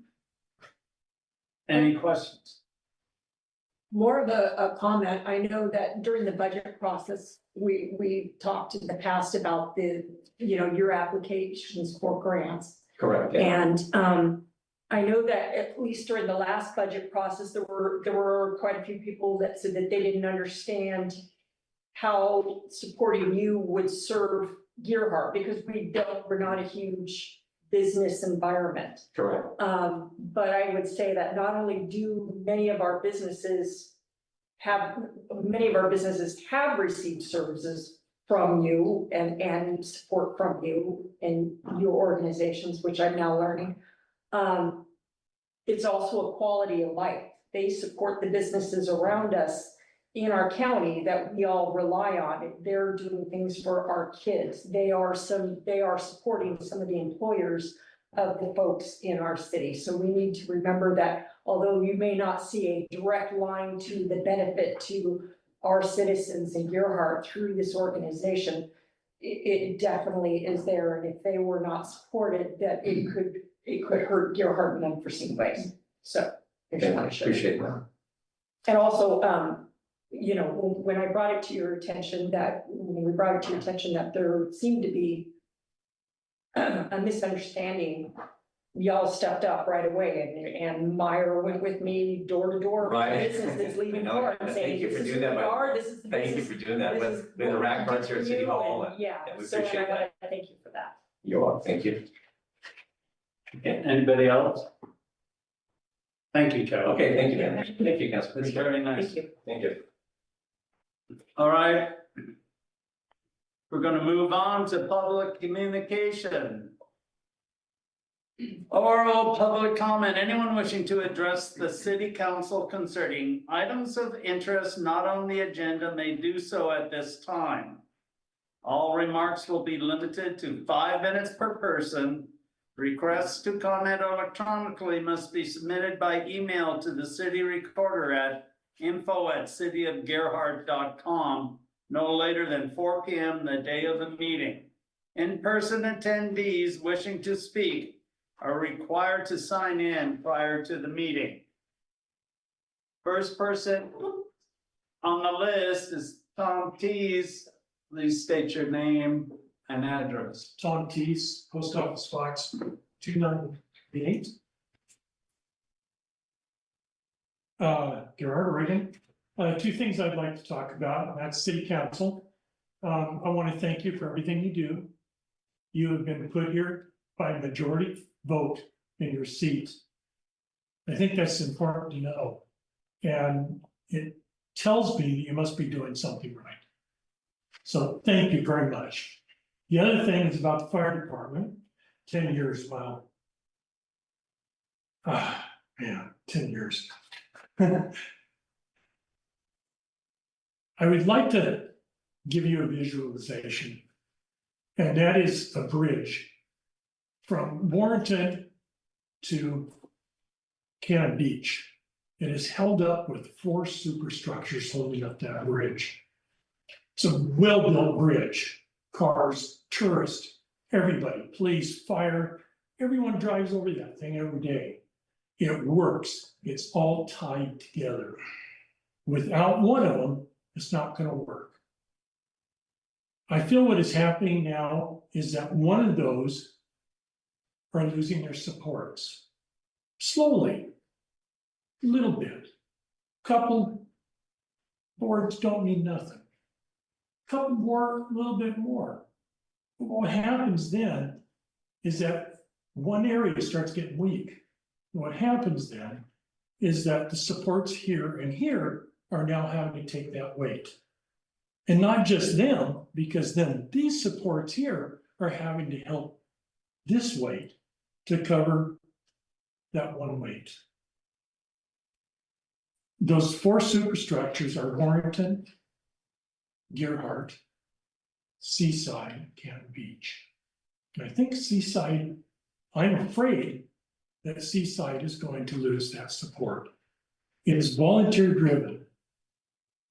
Seaside has a bond voted in, I think, every 5 years. Every 5 years, they get that bond. They have a paid fire department. Cannon Beach has a paid fire department. I don't know a whole lot about Warrenton.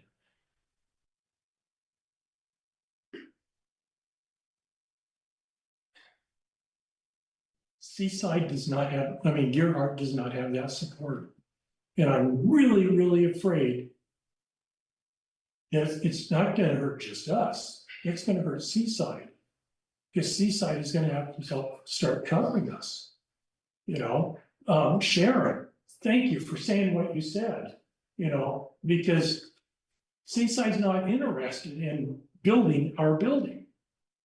And this is my view only, but why would Seaside, a city that has a strong yes vote for their fire department, Cannon Beach, and Warrenton, why would they want our community voting on their fire stuff? I certainly would not, and it scares me.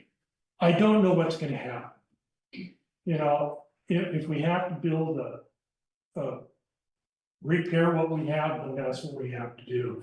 I'm really afraid of what's going to happen. And these are volunteers that are working over there. You know, police are also involved in this. They're a community thing too. But these are volunteers we're talking about. It's like, you guys are our volunteers up there. You know, we have to treat them good, otherwise we lose them. They'll find better places to go to. They'll go to Seaside. You know, we have a great crew, but how much crap are they willing to take? You know, we gotta figure it out. I don't know what, but we gotta figure it out. That's it. Thank you. Thanks, Tom.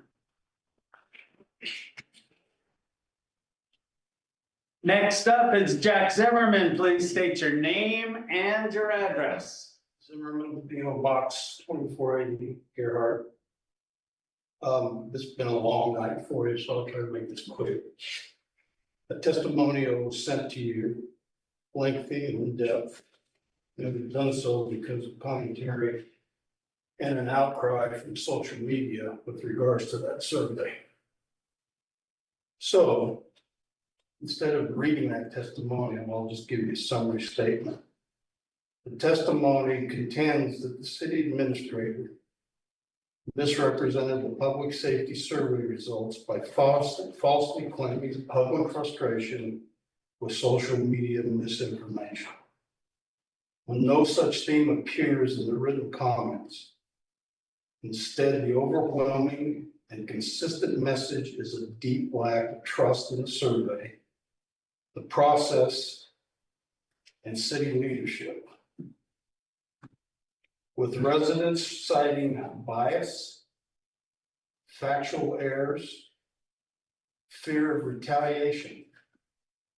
Fear of retaliation, that was quite a few comments. And a disregard for voter input. A lot of the people that responded are fearful that you folks will never address the survey results. Many respondents explicitly oppose moving forward under the current leadership, making the survey a clear vote of no confidence rather than a mandate, and underscoring the need to rebuild trust and transparency, accountability, and honest leadership. That being said, you know, I have to remind you folks, this was your survey. You insisted on it. You built the questions and you got answers.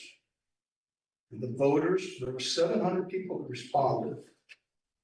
There were 494 wrote very cogent, in-depth, clear responses.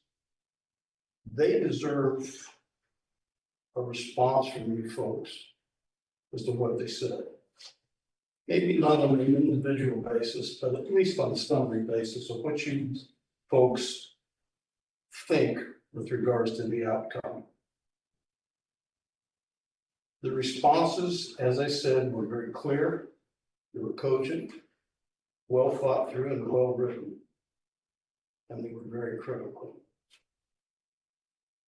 And I'd like to remind you once again, I've stood up here before and I've tried to make the case that this town is made up of some very competent, knowledgeable, successful people with deep life experiences who have been around the track probably more than any one of you. They don't need more education. A lot of people, when you talk about education, sort of feel like you're propaganda. They don't need that. What they need is an honest, and balanced process. You are totally responsible for where you are in that public safety building. It's not social media. You made the decisions. And it's not about false narratives about social media. In the responses, there was only one mention of social media out of 494. One. And it encouraged you as counselors to go forward against any kind of critical comments for social media. There was one. I think it's fair to say as you go forward, there's a lot of credibility that's been lost. And I think a lot of trust. And I would encourage you to probably quit looking at social media as a demon and embrace social media, because there are a lot of smart people on social media. 20 seconds, Jeff. 20. 20. Okay. Alana, when you left in 2022, you left the departure letter that basically suggested the city bring together a bunch of people on both sides of the equation. I thought that was a good suggestion, and I'm sorry that never happened. I think it should happen now. Thank you, Jeff. Thank you. All right, moving on. We're moving to ordinance and resolutions, ordinance 951, an ordinance amending name sections of ordinance 930, known as the contractor work hour ordinance.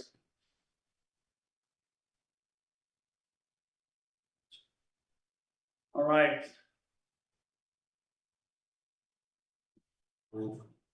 So we've got this, in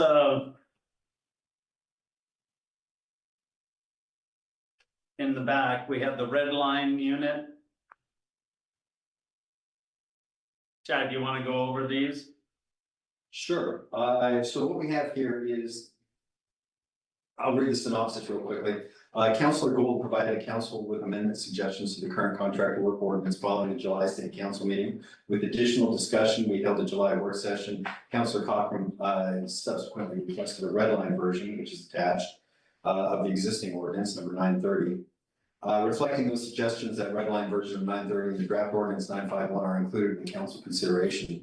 Also, following council direction, staff obtained legal review and proposed amendments. After legal counsel reviewed draft 951 in September, council advised during the meeting the item be tabled. Interim attorney Jacobs felt that the ordinance is overly broad and drafted and unintentionally regulates some activities not meant to be restricted. His team is available to provide a comprehensive revision to the council to consider at a later date, repealing previous ordinances. Until then, council can review, discuss, and vote tonight on these amendments previously proposed back in September.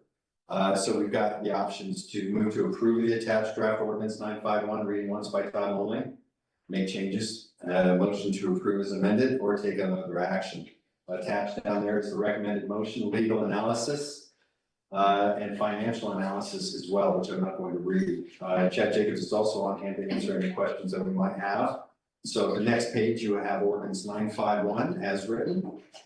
And the pages after that are ordinance 930 with the red line, and red text crossed in, crossed out, to kind of clarify where we were headed.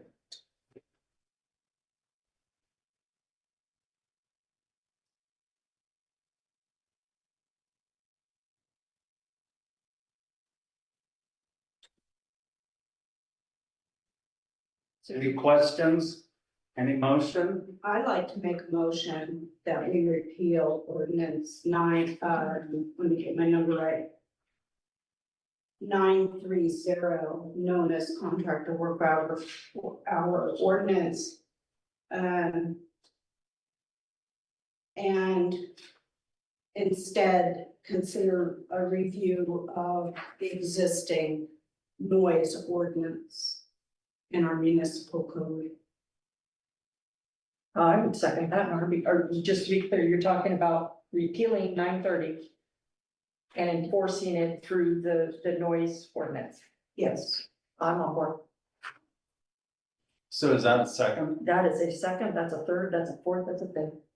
On a sixth. So. Come on. All right, so we got a motion and a second. Is there any discussion? I would love to hear from, not to put him on the spot, but I'd like to hear from you about what it's gonna be like to enforce the red line. I don't know if you've even seen the red line version. I have not. But I get the gist of it. I do feel like the Sunday ordinance for contractors limits a lot of opportunity for our workforce to be productive, be able to get paid, frankly, for their services.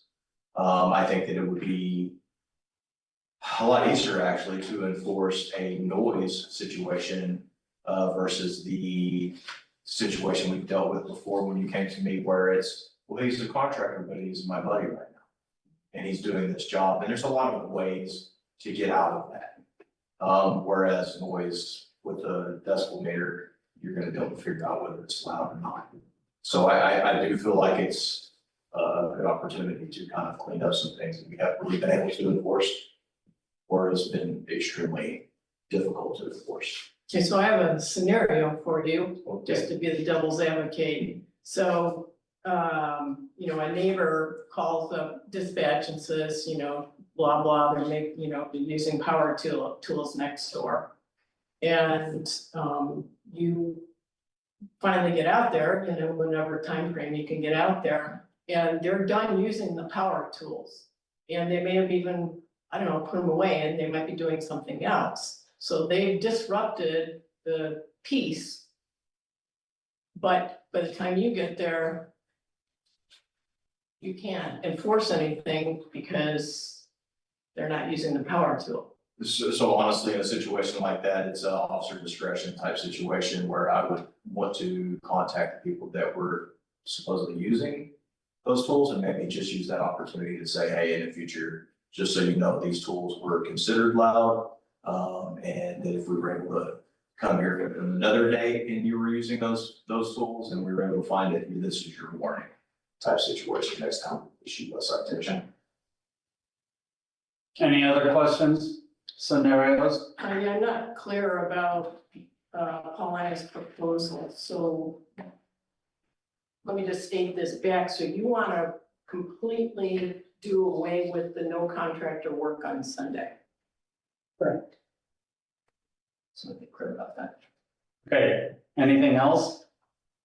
Yeah, how do you know that, in this scenario, how do you know that it wasn't a homeowner that was using the power tool? Well, usually contractors have vehicles out front that don't live there. And some of them even have names on those vehicles. Yeah, but that doesn't mean they're being paid to do the job at that time. Like he said, how is he going to prove that they're actually being paid to do the job and they're not just volunteering as a friend and I've got my tools surrounded? Right, that's a problem. Yeah, there's an enforcement. problem. Unless you can come up with a signed contract. The guy isn't contracting. Well, no, I disagree with you there. Yes, believe me, I've been to Cannon Beach, they tried to get me on this 3 or 4 times. Oh, so if you're working and you don't have a contract, that's how you get away with not working? Unless you come out as the property owner or a neighbor or whatever it is, or the police or whatever it is with a signed contract stating that this guy here is contracting. Okay. Very interesting. Chief, you got something to say? Is this gonna be something that you're considering that would make a Sunday still different than a regular work week? Because we would already fall into the noise ordinance issue anyway. Right, and that's all that's being proposed right now, so Right. it's just gonna drop on to the noise ordinance. All right, So before we move on, just so I'm clear, I would not want to completely repeal it and have it take away all of the normal hour requirements that existed prior to the change that was in effect a couple years ago. So what we're saying is take it back to where it was. No, that isn't what the No, motion was. The motion was do away with it and go to the noise ordinance for noise abatement. You'd have to look at the noise ornaments. I think there are times in I there. think it is like 8 in the morning to 6 at For night or decibel. something like that. You'd have to look. And I, can say we can come back and revisit 951 or 930 if we need to. But if that motion is still standing, then I'll call for the vote because I'm moving this along. I just have one other thing to say. I did ask Chief Gregory if he would take a look at the noise ordinance with me. And we can sort out some of the specifics that we may want to potentially change. So if there's something missing there. Okay.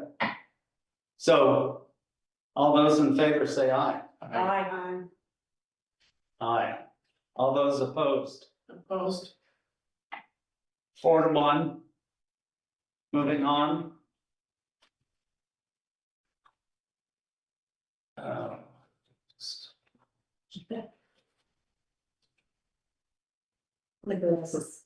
Liquor license is what it is. This one, Chad, Thank you. it's, I've got Josh, Right, so, Joshua, excuse me. yes, Joshua Money, the prep kitchen is submitting the attached new liquor license application to obtain licensing approval for a full-time permit. City administrator makes a recommendation to the council of reason. Council must make the final decision to approve and formally grant local government recommendation to OLCC. The prep kitchen is pursuing this avenue rather than to continually submit special event applications. Sorry, did you say a full-time liquor license? That's what this is, yes. Mhm. So your options, motion to approve the prep kitchen's liquor license application with a favorable recommendation. Number 2 is the motion to approve the prep kitchen's liquor license application with restrictions. Number 3 is to deny with an unfavorable recommendation citing reasons. Or 4, take other actions decided by council. City administrator recommends city council approve prep kitchen liquor license application with a simple motion.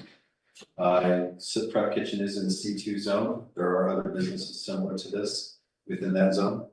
There are not the restrictions on alcohol consumption as there is in the C1 zone, in the C2 zone. C2 is more permissive, more made for these types of businesses. You've got your legal analysis here. Financial analysis is really nothing to report. And then you have the liquor license application. And you also have Joshua here tonight with us if you have any questions. Does this include hard liquor? Yeah, just like Trio Local or Trio. So, yeah. Yes. the business next door.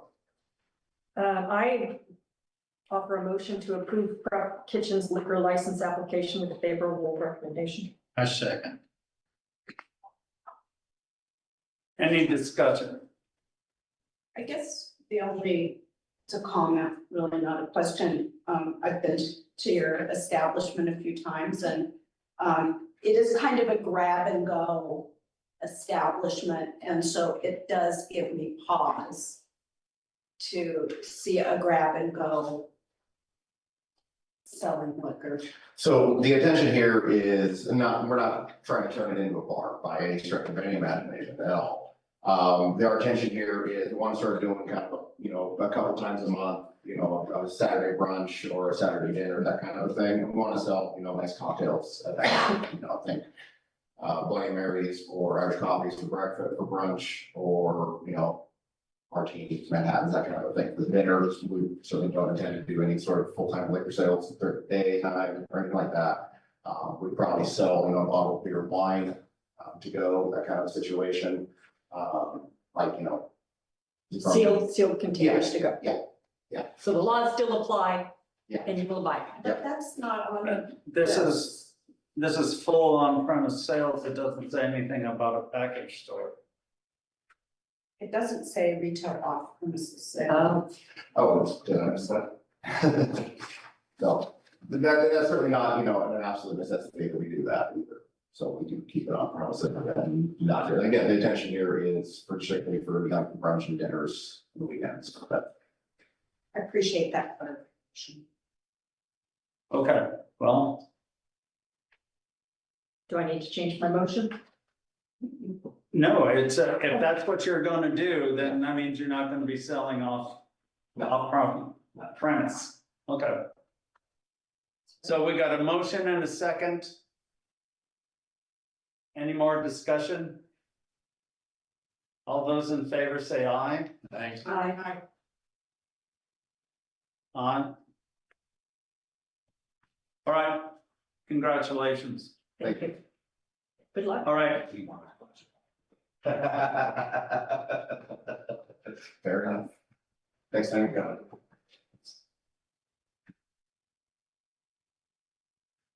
next on the Good luck to you.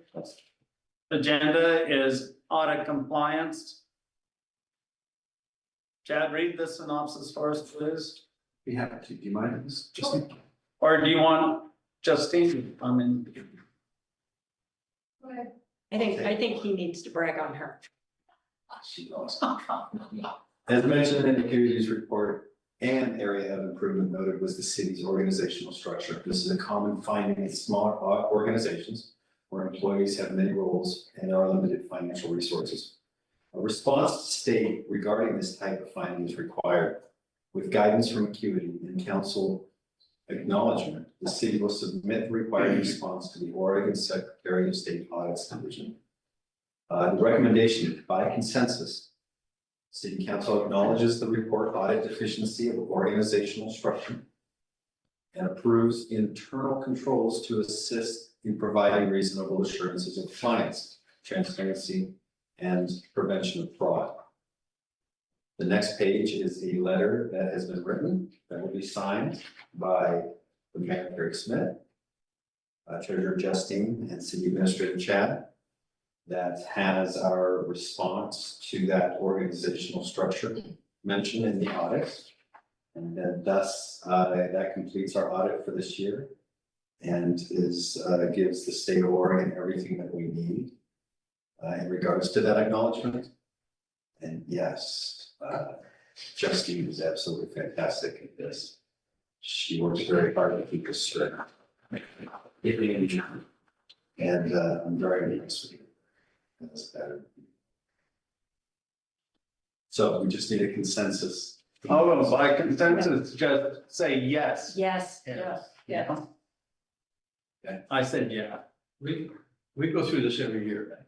Yeah. This letter, Basically, it's the same, Mhm. this is the one thing that they get us on, is the fact that We're there's small. multiple jobs. Yeah. Right? There's other organizations that are larger than us that get that same type of thing, because the type of accounting system that they're looking to work is very difficult. As long as the master of money is. Not very automatic. According to your phrase, right? yes. Master of money is right. All right, council concern. Sharon, do you have any? Nope. Paulina? I'm concerned about the upcoming budget cycle and our sources of revenue. And how are we going to cope with that? Are we gonna put a group together to talk about that? Brainstorm?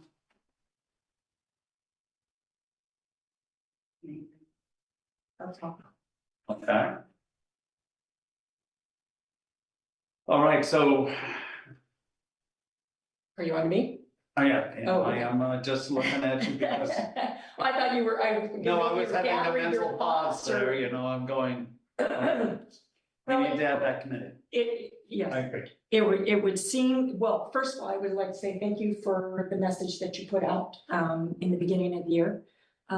Your mayor's message that you put out. And then I would like to say to you that I think great minds are, well, I don't know, great minds and sort of mediocre minds are working insightful today because it's been a very good night for me. I want to thank you because I also shared your concerns, especially when she's talking about PERS going up by 4%. And yet we all know how limited we are as far as how much more money we're going to be able to increase. And it's what, 3%? So we are vastly outpacing ourselves. And it's something we need to get on because it's going to take some work to get there. So thank you for sharing that. The other thing I would like to share based on some comments that were made tonight is, give me a minute. Please bear with me, but I went through a lot of, it may not seem like it, but I actually did go through a lot of leadership development classes in my career. And in several of those classes, they did a study of the movie Band of Brothers. And they talked about different leadership styles that you could see displayed in that movie. And one of the leadership styles, there was a gentleman named, I didn't think it was Captain Sobel. He was played by the guy you might better known as Ross from Friends. And one of the things he did was he got bogged down on little details, like whether you had a string hanging off of your uniform or whether your name tag was right, or if you said something just right or saluted just right. And the reason that he did that is because he was not a very competent leader and he wasn't very competent in the job that he had to do. And the way that he covered that up was by getting bogged down in the minutia and making it a big deal when it did not need to be made a big deal. And I would like to thank all of you all for, even though some people in this city would like us to get bogged down in minutia and what was said and what wasn't said when it's really not important, I'd like to say thank you to you all for staying on task and seeing the big picture that we're all here playing chess instead of checkers. Thank you. Thank you. I agree that City of Gearhart really needs to look at what our finances and try and increase our intake. Okay? I read through the planning report. There's a family that I grew up with who has a house next door to the one that I grew up in. And it just seemed to me that it's a short-term rental.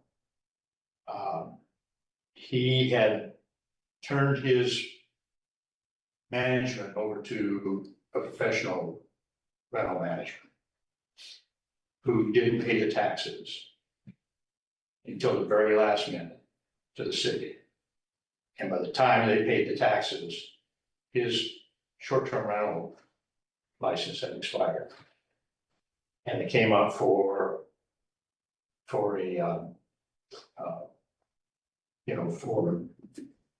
somebody to try and figure it out, and they turned it down.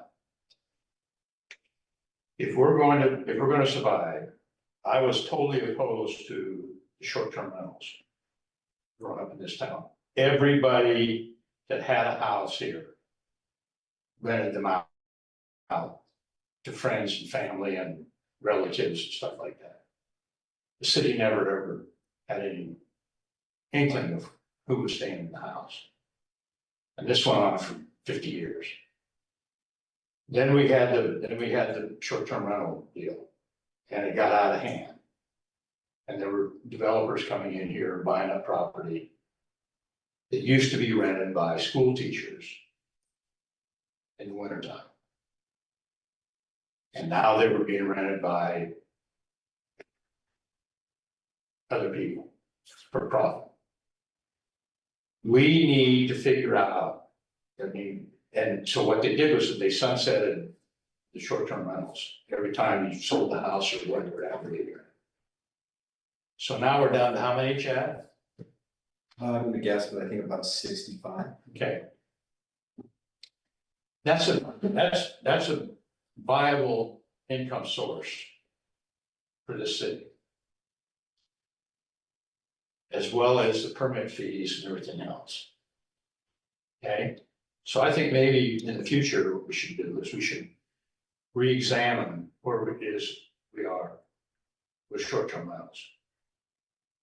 Well, I think we have to have everything on the table when we do get around to discussing it. Yeah, But I mean, unless you guys can come up with a, you know, with a magical formula for more income coming into cities.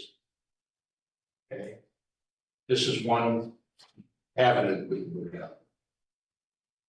I would just say to that, short-term rentals were designed in the city by zoning to be in the R3 zone. So when they're not in the R3 zone, we have a problem. Well, change the rules. Well, then, this was an issue that was voted by the people. And they are the ones who overwhelmingly said, we want to stop this Okay, encroachment in residential zones. okay. Can I Then- just caution Okay, everybody just a that minute. this isn't on the agenda, so let's be careful. Then what we're gonna do is we're gonna start doing levies. In order to keep the city afloat. That could very well be the next thing that we talk about when it comes to money. All right. Do you have any more concern? Go ahead, rebuttal. No, I was just saying your point is noted, but we can't discuss solutions because it's not on the agenda. Right, okay. That's my impression. Yeah. But we can discuss his point of view. Anyway, I'll take a motion to adjourn. I'll give you a motion to adjourn. I'll take a second. I'll say. All those in favor say aye. Aye. Adjourn.